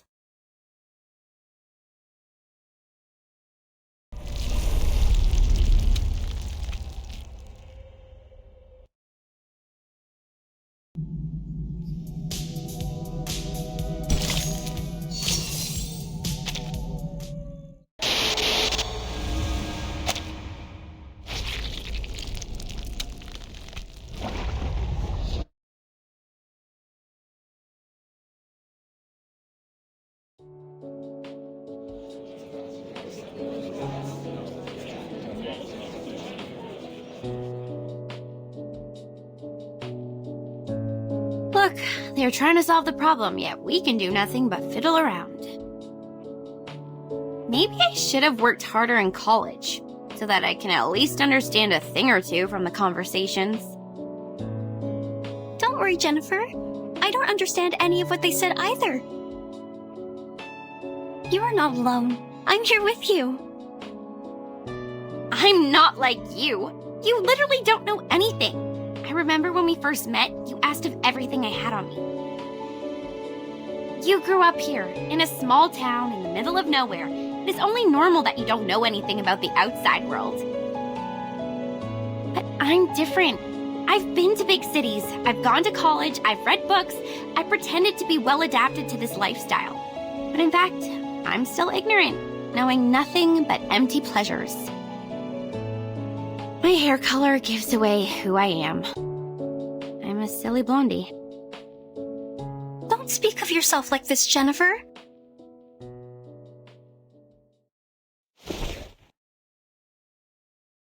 You're not silly. You're smart. You make your own movie with the script you wrote by yourself. You're pretty and kind, and you're the best person I've ever known. Please don't hate yourself. Fine, I get it. But can you let go of my hand first? You're hurting me a bit. Oh, sorry. Are you going to be okay? Shall I get you some ointment for these red areas on your hand? You're funny. I'm not some glass doll that breaks for being held too tightly. Oh, I can barely breathe. You were great fun. You're smiling. Did I make you happy? This is good. Don't you find me weird? My attitude changes so rapidly. I've been mean to you for a long time, and all of a sudden I start to follow you around and try to use you to survive from this. Weird? What's so bad about that? Even if you're weird, it's a good kind of weird. I like you staying by my side. Even if I'm a benefit-driven fence-sitter who immediately embraced Arcanist after being ditched by my human friends? Jason and Michael shouldn't hate you if they knew you better.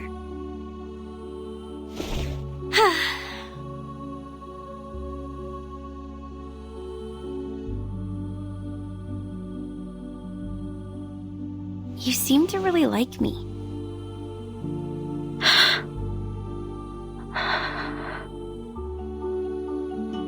You would jump off the car to rescue me. You protect me, praise me. You would even be happy because I was happy. Because I've never seen anyone as pretty as you are. You're special. You're different to the rest of us. Oh, stop. I'll not be embarrassed for these nice things you said about me. I've heard enough of them throughout my entire life. Listen, I'm very sorry for mistreating you, and I'm grateful that you came to save me. I will reward you with a secret. My secret. Do you want to hear it? Absolutely. I'd love to. In fact, I don't hate horror movies. This is the diary I found in the attic. There were many other things, like a full warehouse. I actually liked them a lot when I was a kid. I spent most of my time here, in Green Lake Campsite, writing my own horror movie scripts on paper. The handwriting is pretty childish, so the writer might be around 8 to 13 years old. Some of the narratives are straightforward, but the story itself is very creative. But later, we moved to another town. My parents earned great success in business, and we moved into a high-profile community where only humans are allowed. We were also given privileges that Arcanists cannot enjoy. It was then I realized nobody wants me to be an Arcanist. It was since that day the diary stopped updating. It might be forgotten or taken away. The story ended there. That's why I decided to break off my connections with Arcanists and stop showing interest in emotive things like horror movies in order to hide the Arcanist side of me. I took out my energy on other things which may ease my mind, like soap operas, new clothes, fashions. People like me this way. They said this is what I'm supposed to do. They believed I'm a dumb bimbo, believed that I hate books. I led a life they want me to have, till I graduated from high school. I don't like these people. You shouldn't have been put through this. You are the smartest person I've ever known. If one day I run into them, I will pull their noses and mouths off, like this. A wonderful idea. I wish I was as creative as you are.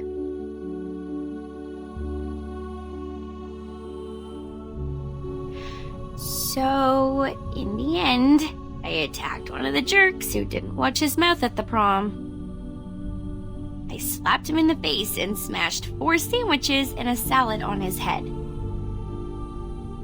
Then, feeling resentful for what had happened, I applied for a degree in filmmaking a course which was considered to be ill-fitted to me, and next I start shooting horror movies for an assignment I have to finish. Deep down inside, I think I have never really given them up. I've probably never stopped loving them. Keep on shooting. I will buy you a new camera. Hello? Have you been eavesdropping? Where's your manners? Actually, I heard them all as well. So did I. We are in the same room. You can talk, we can hear, and the air helps. That's it. Well, we are all here, paying attention to your voices. We heard everything you just said.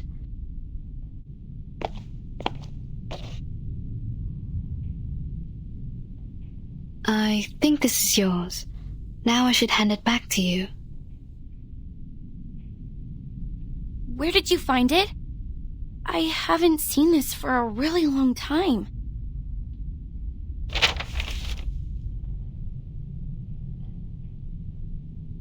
I used to do some arcanist tricks with it, but I have lost control over my power since I threw it into the achoo!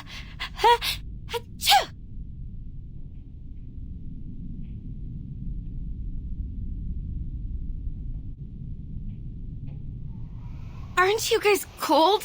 How come it's so chilly?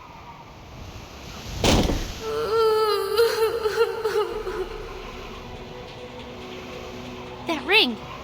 Wasn't it on my finger a minute ago? Watch out. Something is approaching.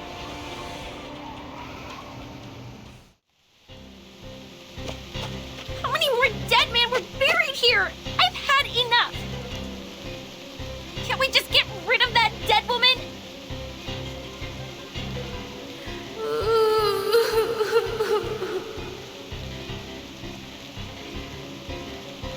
She's approaching. This is a good chance to... Ugh! She smells like a skunk in the sewer. Blondie! The ghost bride took her down. We need to help her.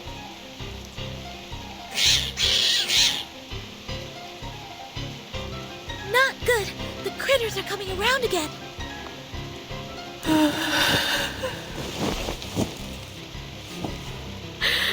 I do.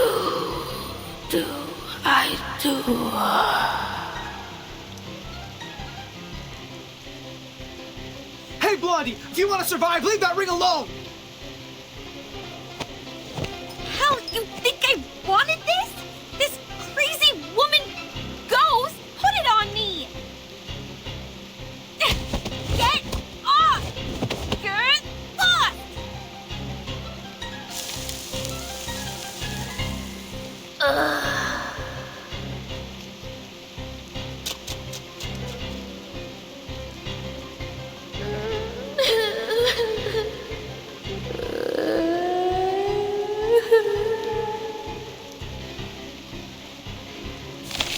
Damn! Her whimper can summon more critters! They are going out from the ground! Shh.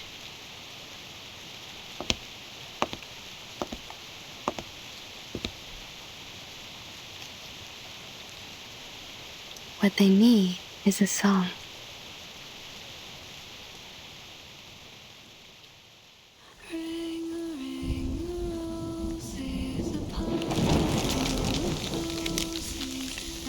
This is Miss Tooth Fairy singing. Miss Tooth Fairy, behind you! Jeez, what on earth is that? What is it, David? Of course! A good surprise!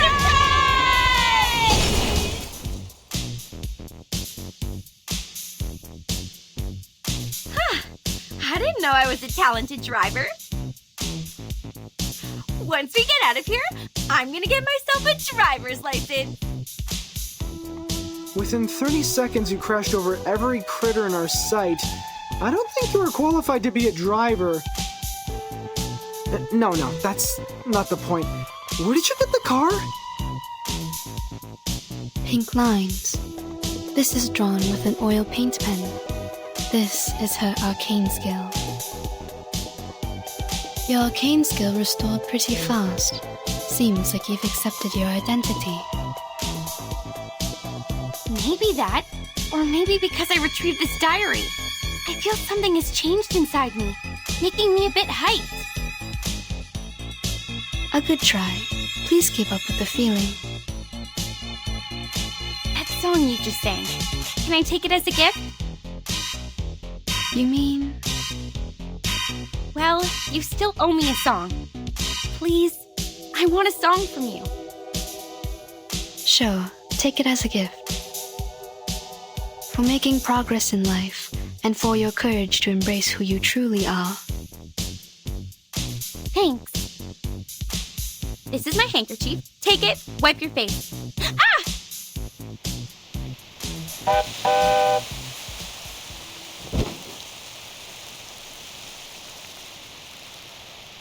Did you just get a bit woozy from putting up a big scene to the rescue? I didn't! Okay, yeah, What are you doing? I know the rules of social courtesy. You just saved my life, so I won't embarrass you by telling others you just overestimated your ability.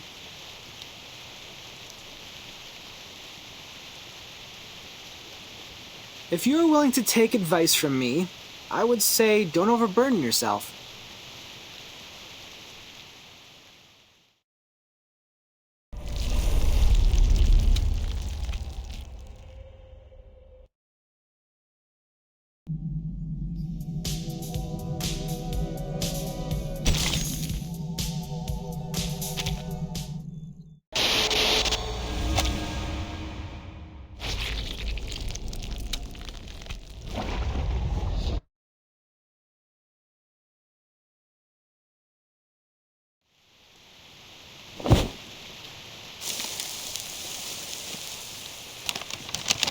There's a note hidden inside, just like the one found in the butcher's corpse. Someone is passing messages to us through these notes. If we defeat more monsters, we will get a clearer picture of what's happened at Green Lake Campsite. This is the all-time favorite trick of the plotter. He takes the whole situation under control, playfully teases the innocent participants like us, through which he gains a special sense of fulfillment. But we have our means to cope with it.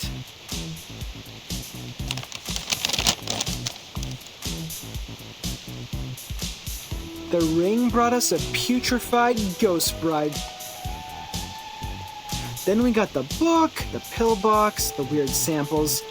Every item from the attic comes from a monster we just confronted. Touching the forbidden and the misfortune will befall you. We can find stories of this kind in many civilizations. But what if we used to fight back? Not to wait for the monsters, but summon them to us. Exactly! If you want, we can select which ones to summon first. If you carefully look into each of these, you will find that these items have a lot to tell us. If we plan their arrivals and predict their weaknesses in advance, victory will absolutely be ours. A risky strategy, but could be equally beneficial. However we decide to do this, it's always better to take action before our enemy does. Horopedia, how likely is it for you to get their weaknesses right? Almost 100%. If one Horopedia is not enough, we have one more creative Miss Horopedia here as backup. You can't be talking about me. Of course you! You're erudite and experienced in horror movies. Relax! You deserve the title of Horopedia. Does he always vex people like this? Or is he just being annoying here? Mr. Horrorpedia is not a bad person. He's just a bit unconventional. There's no doubt this is the craziest carnival ever. The delirious fog, the attic filled with curses, the rainy night and the countless monsters. I praise you, my beloved cabin in the woods!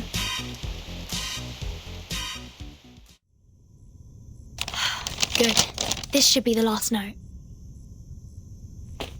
Burton, these are all the notes we can find in the backyard. I just checked on Jennifer and Sonetto. They're still looking for more, but this shouldn't take them much longer. Thank you for your update. Except that... Burton, can I ask you a question? Sure, please. Do you have any wishes? Big ones, small ones, hilarious ones, or sincere ones? Any wishes? Me?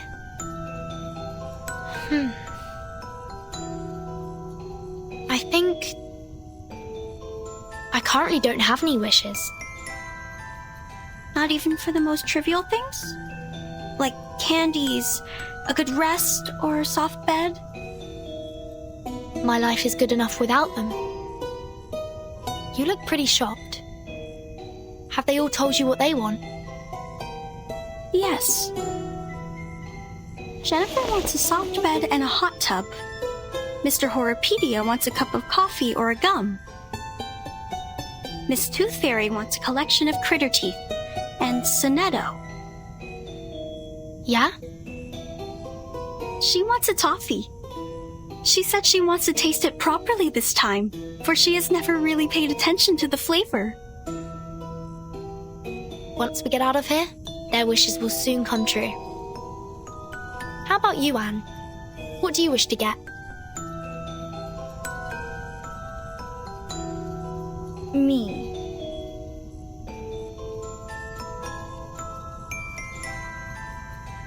It is a secret. I can't tell you now. But I will get you some presents. I don't have many friends, and I really like you. Great! Timekeeper and Anne! You're here!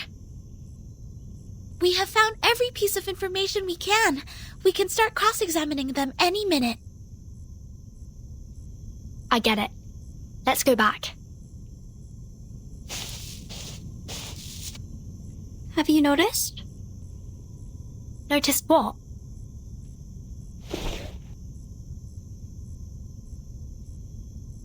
That the rain has stopped.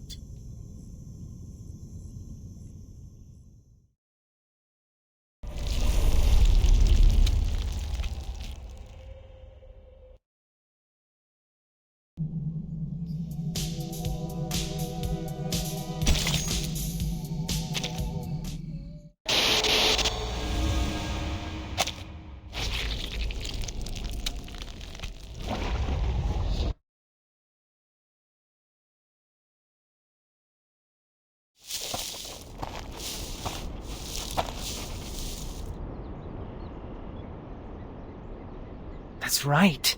This is where all the stories are leading to.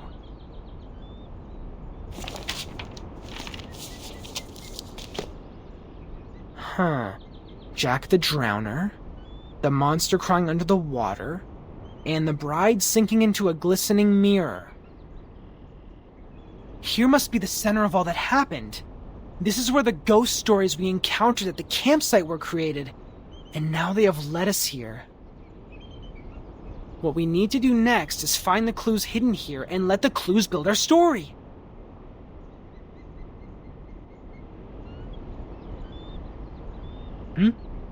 What's wrong, Blondie? When we arrived here, was there...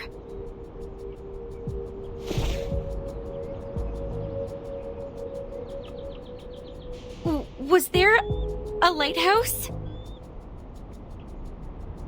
Huh? I think it just showed up out of nowhere. like a ghostly figure appearing behind you.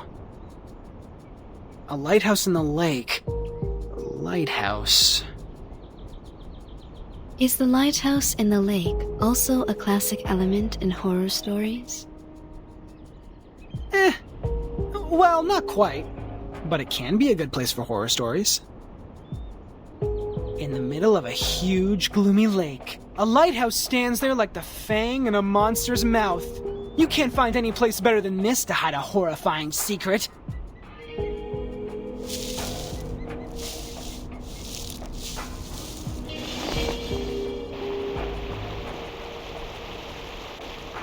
And there's even a boat here. You should know that a campsite horror movie couldn't exist without a little boat. You're just not afraid of being killed, are you?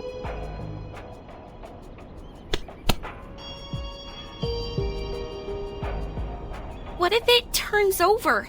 What if there's a lake monster? We might be putting ourselves into its mouth like serving it a plate of dessert. To be fair, it makes no difference whether we are on the shore or in the boat. We're just cakes and different plates to it. If it does exist. If I were the lake monster, between the cake running away from me and the cake which willingly comes to me, I would give the latter one a better ending.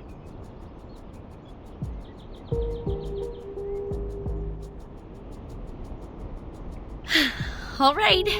If I have to be eaten like a cake, I prefer to be the cake that has more control over its death. Get into the boat then. Let's head to the lighthouse.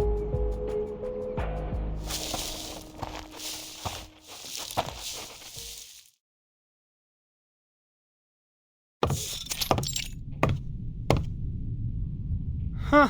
A normal lighthouse. Not even a bloody handprint is found here. Well, I'll be damned.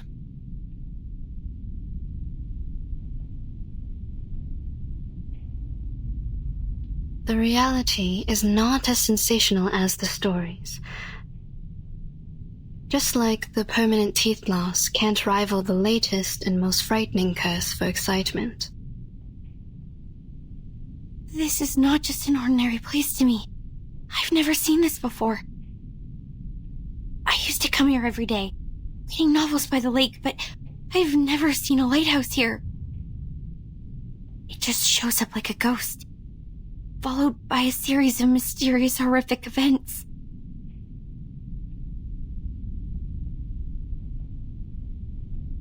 Timekeeper? Please, come and take a look at this.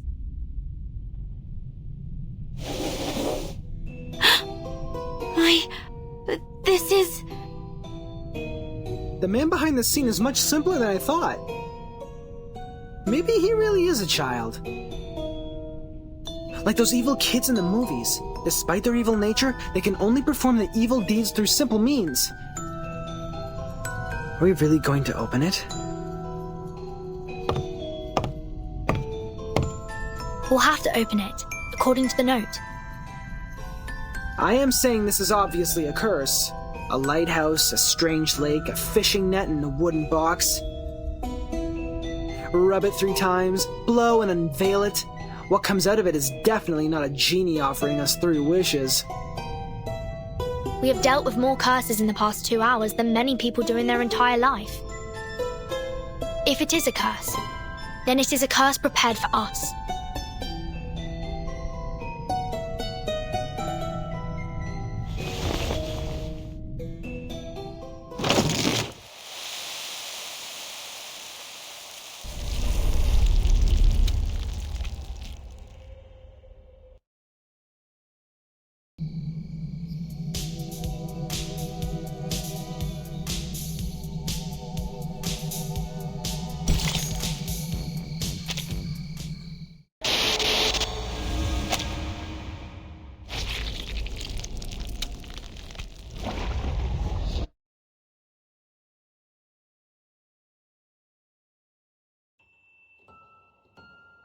Today, I'm going to read you The Frightening Hunter.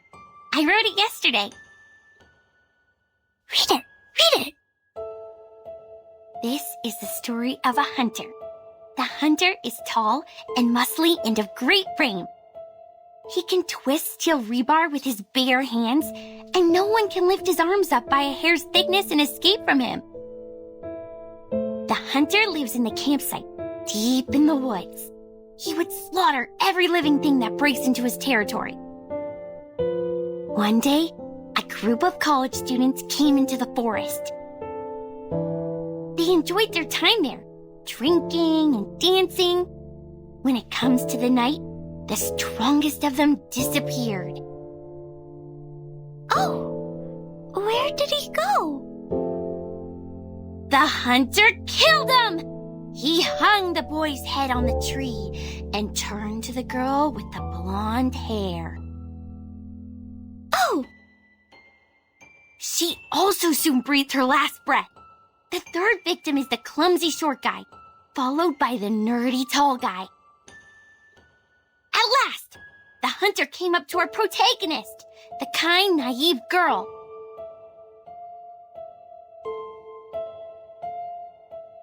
That was the first story she ever told me. An intriguing, interesting story.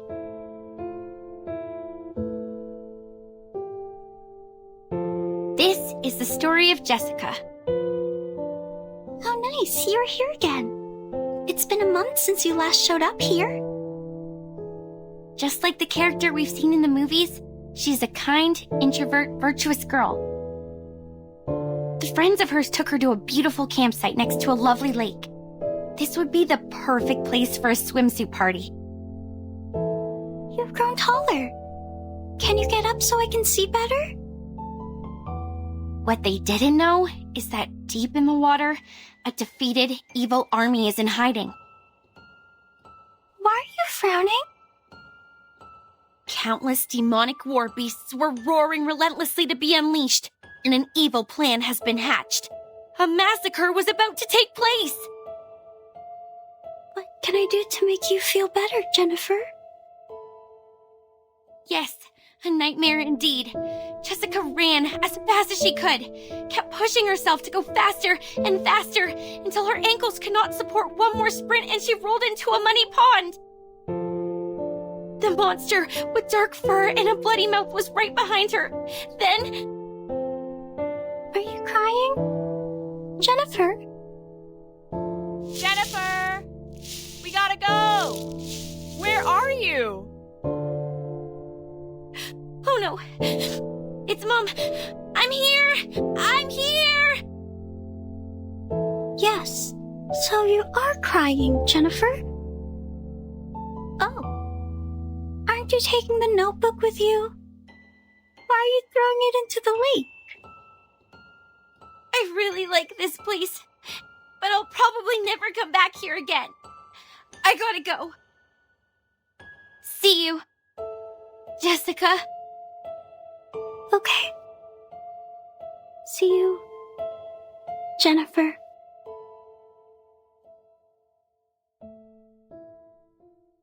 That was the last story she told. I didn't understand what she meant by see you, for she has never actually seen me. After that, I also haven't seen her for a long, long time. Feels like for ages.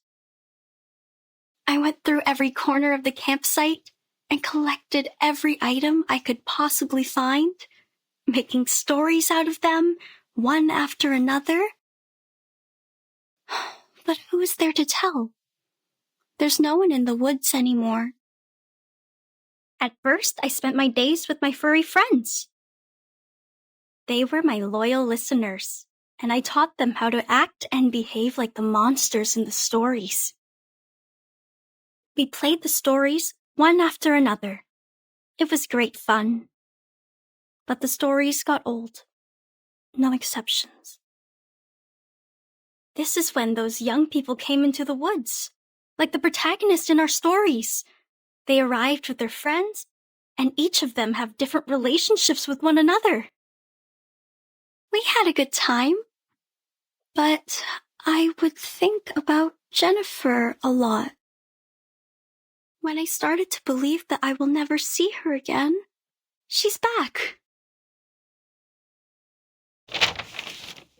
She came back with many people who I have never met before, as well as a camera that I have never seen.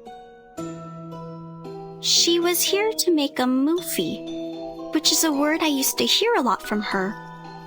I understand it to be kind of a story that could be stored in a box. I'm glad that she's still passionate about horror movies, like what I have been feeling in all these years. They were short of one actress, and I know what that word means. A brilliant idea came to my mind. I joined them. I was like the monster in the stories that hides in the group.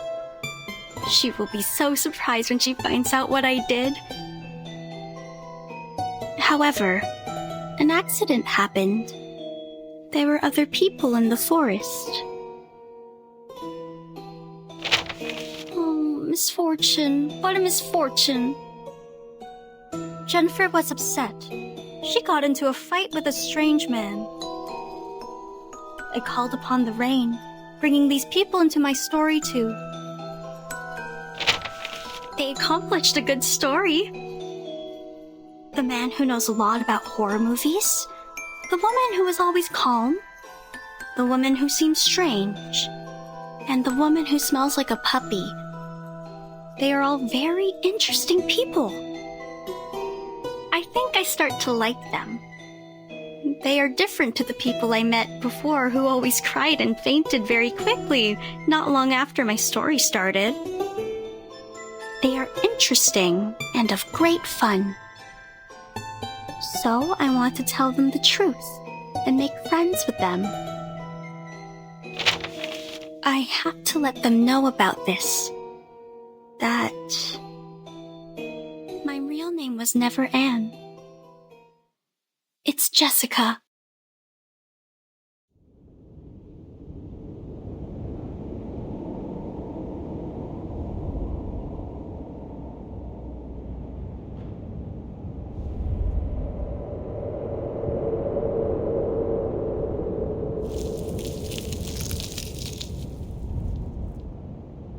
This is the last surprise I prepared for you.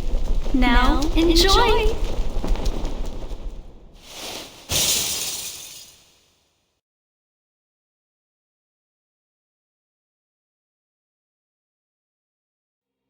Anne! She jumped! Blondie! Watch out for the critters!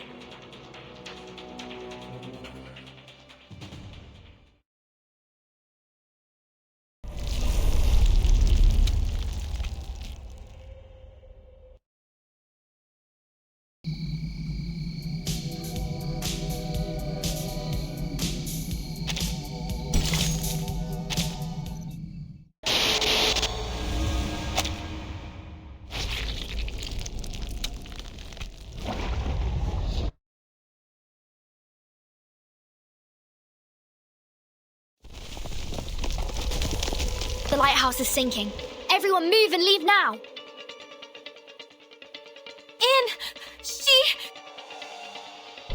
She was the last girl. She was our only means to survive in this horror story, and we have lost her. No, she was never with us.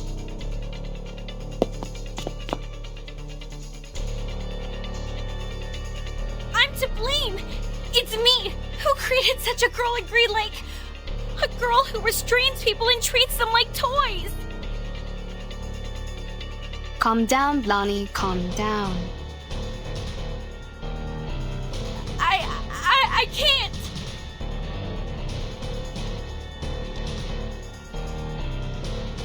It's too late, Tooth Fairy. We have lost all the cards. We still have a chance. You don't understand. It was me who created the stories. I created that monster. I've drawn many monsters in that notebook, and with all those stories I told, I created her. I turned our last girl into the biggest villain. What should we do now? How are we gonna... You are right. This is the story created by you. They are all created by you. It's your story, your monsters, your past, your arcane skill, and your identity as an arcanist. They all belong to you. Belong? To me?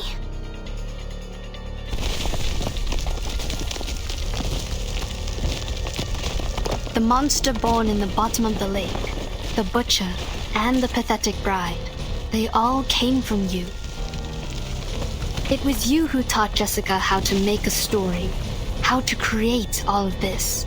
She created them all, but you endowed her with such ability. She's the creator of these, and you are the creator of the creator. This is a page in your chapter. You created it, so you should learn to accept it, control it, not fear it.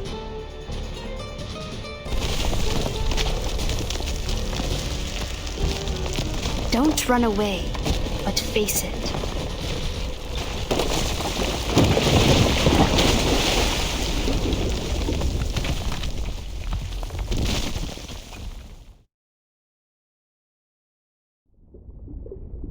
Blondie! Timekeeper!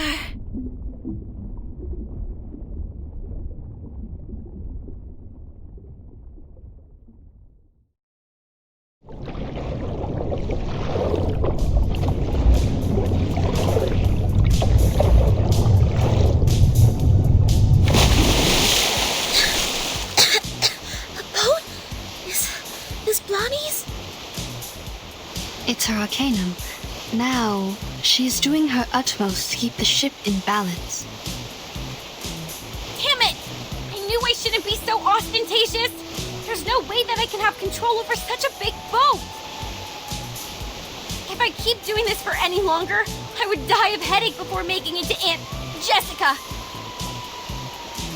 I've warned you so, haven't I? But don't worry, the reliable Horopedia will save your neck. Using this amazing tool. Good! Hooked onto the rock! You might feel a bit seasick. Please try not to vomit. If you fail, at least don't puke on me. Sit still and hold tight! We are heading towards the riverbank!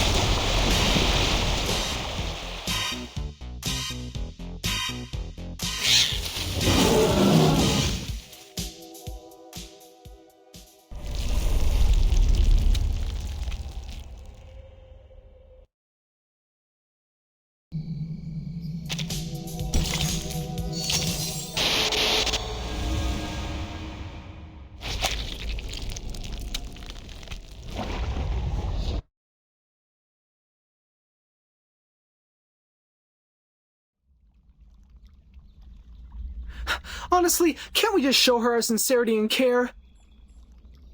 To share something from the bottom of our heart, to cure her agony caused by the antagonist's lonely childhood? Oh, there she is! Just like I expected, you made it. Did you enjoy the story? Oh, I didn't give you any background information in advance. But it's okay. You will see a familiar face or two. I believe you haven't forgotten them. Just like I can't forget you, Jennifer. Come with me. I've prepared you a new home. A home where you may sleep on beds made of soft moss and drink clear, cold spring water. I will get you toffees, coffee, and so many teeth in beautiful shapes. You can even have mine if you like. You will stay here with me happily ever after. Till a time even I don't know of.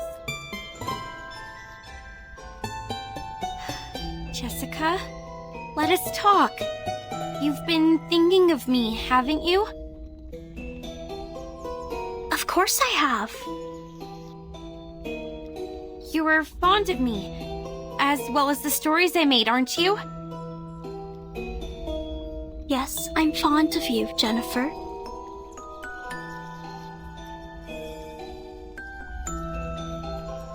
Do you want to make me happy? I think so. I have made you happy once. Would you let me do it again? Do you like my story? Let us go then. Including Jason, Freddy, and Michael, let all of us go. Why? You have made a mistake. You hurt people, and that is unacceptable. This is not funny. I was to blame for misleading you. I can't let you keep on doing this. Don't you like my story? Yes, I like it very much. It resembles a lot of the stories I wrote when I was a kid. You must have really liked them. So much that you would remember them, as well as me, for such a long time. I will not leave you alone again. I'll come back for you. Every year. No, every 6 months. I'll have more time after the graduation. If I make a new movie, you will be my first audience, like what we used to do. But I hate living by myself. I don't want to live like this anymore. I have no one to talk to. The friends I have here can do nothing but roar. I sing with them as the sun comes up and wake up among them as the moon rises. Jennifer, you know, I used to have the same dream over and over again. A forest and a grassland. Not in Green Lake, nor any places that I know of. I can hear music that I've never heard before. After we met, there was you in that dream. You'd wake up in that dream with me, giving me a wreath. In that dream, I can truly rest. But when I wake up, I found myself in Green Lake again. Do I belong here? In Green Lake campsite? Or somewhere afar? In the days when no one is here, I always hum the melody in the dream. Quietly. Waiting. Until my figure almost blended into the mosses. But I waited for too long. So long that you were no longer a girl, but a woman now. I'm tired of waiting for you. I'm tired of living all by myself. I was hoping that you may like my story, that you are different from all those people who always try to run away.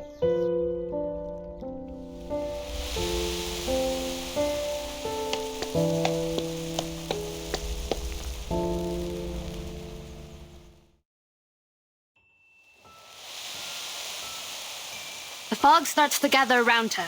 Step back. Cover your mouth and nose. Don't breathe the fog in.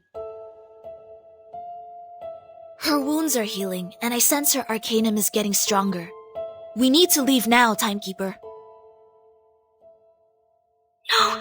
Please don't go!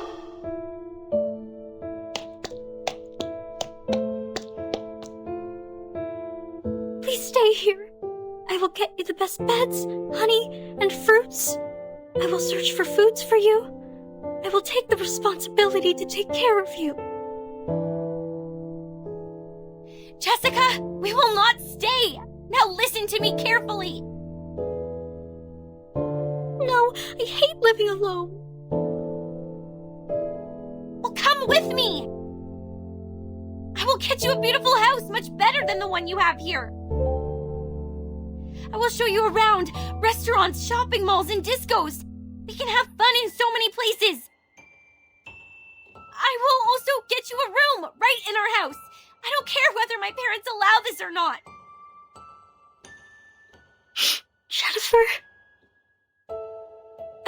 want to be with you, but I don't want to leave here.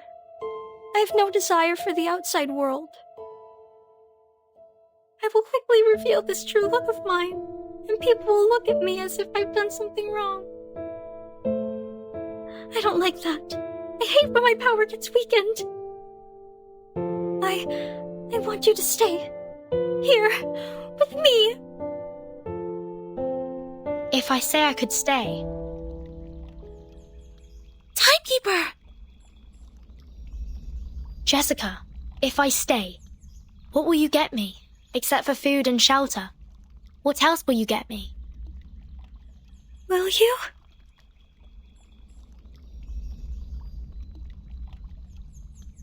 If you stay, I will share my critter friends with you. Along with my cave, my keys, my little buttons, anything you want. Sounds great. We will definitely have great fun. But Jessica, where are the people who once chose to stay here? When they stayed for long enough, after you ran out of all available games, they were no longer attractive to you, and no longer adored by you. I can stay longer than them, but with no exception. I will become boring one day. You will be alone again. Every day waking up, falling asleep, roaming in the dream alone. No, I don't want that. I don't want to live like that anymore. You can lead a different life. You can embrace a diversified and meaningful life. A diversified, meaningful life? When you were Anne, you asked what my wishes were. Now I know the answer. I know what I want. It's you. Do you want to come with me? I will find you a good place to stay, where nobody will consider you to be weird, nor will they keep staring at you. You will see the world with us, the amazing and unique outside world. This outside world? What else will it have? There are a lot of people and fantastic things out there. Some people eat gold bars. Some others dance on the crocodile skin. Some people ride a rocket, dashing into the sky, and eventually fall into an unknown zero-G. Even the grassland and the anonymous music in your dream, they truly exist in the outside world. If you are willing to come with me, you will have them all. Will you really take me to that place? Of course. Why would I trust you? I promise, with everything I can offer. Promise. I know that word. It means words that cannot be broken.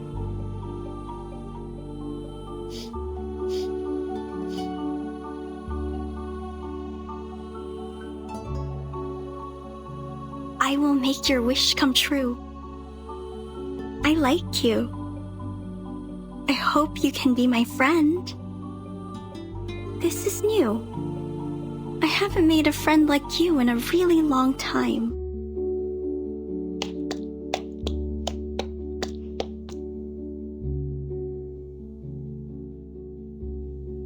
What's this?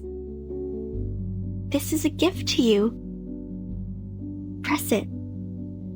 You will find out. I see.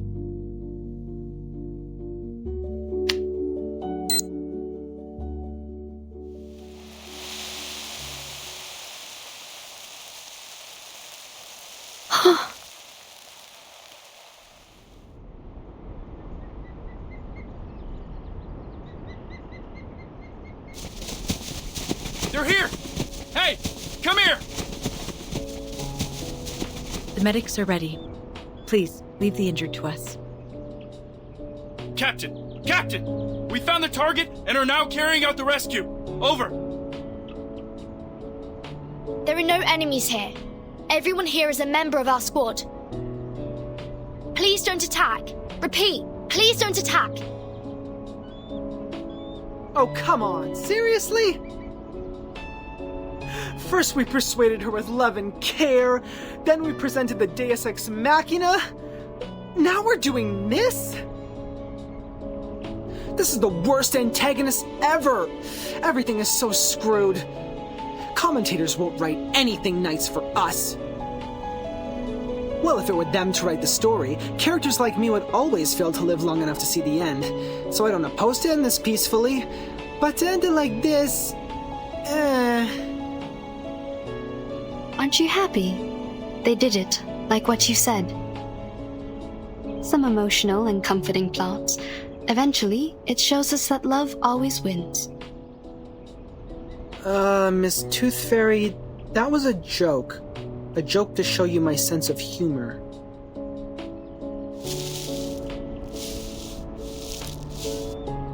Timekeeper, it's great to see that you are fine. And Mr. Horopedia, Madam Z is waiting for you in the car outside the woods. Please, come with us. What? Madam Z? She's here? Oh! Ah, my wounds! Ah, how painful! Medics! Where are the medics? What are these? People from the outside world. Don't worry, they won't hurt you. You might receive some training for a period. It might be a bit boring, but I promise it won't last too long.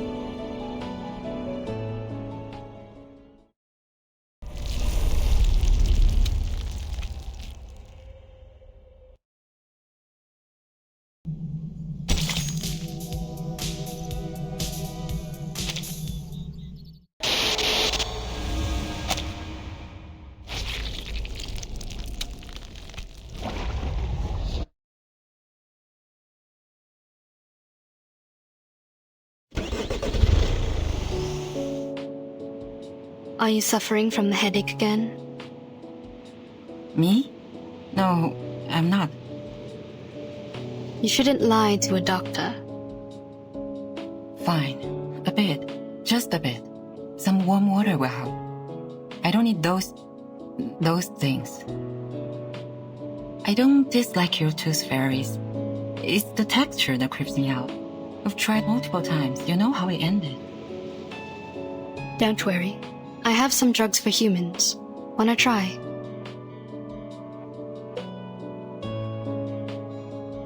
Oh, that's surprising. Thank you. How about the future of those kids? Are you talking about the dear girl or Joshua the troublemaker? You can tell me one by one. It's a long trip back to the headquarters. We have plenty time to chat. Joshua will pay for what he did. Absent from duty without permission is a severe violation of the regulations. He will face a demotion and be grounded for 3 to 5 months. Of course, I'll apply for lenience for him, but I think it won't make much difference. We don't have many means to help him. Burton might be a good choice. You mean assigning him to Verton's team? Exactly. If we can make Burton apply for that, he'll be put through a much milder punishment. After that, he'll be free to leave with Burton. This is a good idea. How about Jessica, the dear girl? She needs to receive some education to become adequately socialized. Based on her result of the amended Arcanist Risk Evaluation Chart, this little girl is very dangerous. We rescued 9 hostages from her cave. 3 are from the film crew. The other 6 are from the student expedition team that went missing 6 months ago. The validity of that chart is debatable, for it doesn't have a sufficient number of questions to draw a conclusion. Yeah. When we arrive at the Foundation, we will give her a more comprehensive test. But that doesn't mean that she'll get a higher grade. We all know that the amended version tends to overestimate the examinees. Can I visit her while she's in the Foundation? Of course. Chatting with someone familiar is conducive to embracing the community. You don't need to worry too much about her. We'll treat her the right way.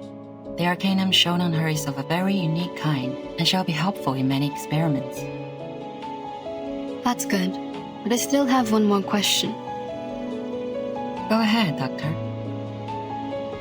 Members from the Xeno also participated in the rescue. Did you call them to come? Yeah. This should have been their responsibilities. To be more precise, all of these problems were their fault. Are you talking about the missing of their youthfuls? What? No. But wait, what missing youthfuls? The myth that Xeno youthfuls disappeared overnight at the Green Lake campsite. Haven't you ever heard of that? No, never. Where did you hear that? Joshua told me. He is just a young man, impulsive and can tell a story from a fact. Why would you believe? Never mind. Back to the business. By the end of the 50s, Xeno found a bunch of critters with unique appearance in the woods near the Green Lake campsite. As they continued to investigate, they found a special moss in the woods that can trigger changes in appearance. In order to conduct further research, they built a campsite and held some camping activities as disguise from time to time. The critters mutated and evolved very fast. Meanwhile, the town prospered and the nearby population soared. After several incidents of attacks on local residents by fled creature subjects, Xeno decided to move the campsite out of that area. That dear girl was neglected during the moving. She was left at the Green Lake and kept on secretly living there till now. Other critters that escaped have hybridized with the local breeds and hence created the new critters you've encountered. They more or less carry a lineage of changelings, which are very hard to deal with. But thank God you've brought this girl under control. Jessica has been like their friend or leader. I think she's more like a leader, or even a master to them. Xeno conducted military training to the first batch of critters, so they are more obedient than others. Your Jessica is like their commander. She gives orders to the critters at the bottom of the lake through a radio hidden in a remote control, so that they act in precise alignment. So you knew the truth of the Green Lake campsite from the beginning? It was Xeno's idea to clean up the mess with the Foundation. They contacted me before. If you could have asked me earlier, like before you depart, we wouldn't have to go through so much trouble. Kids were ignorance for lack of knowledge, yet adults were ignorance for their cognitive inertia. In a story where truth and falsity are mingled together, it is hard to tell which is which. What did you say? Nothing important. Have you heard of what happened to my brother? Huh? Your brother? What happened to him? Do you know how his teeth disappeared? I don't want to offend anyone, but wasn't it because of the curse of the toothberries? What? What are you laughing at? Nah, nothing. As for my brother, I will tell you more later. Hush now. Give me my camera.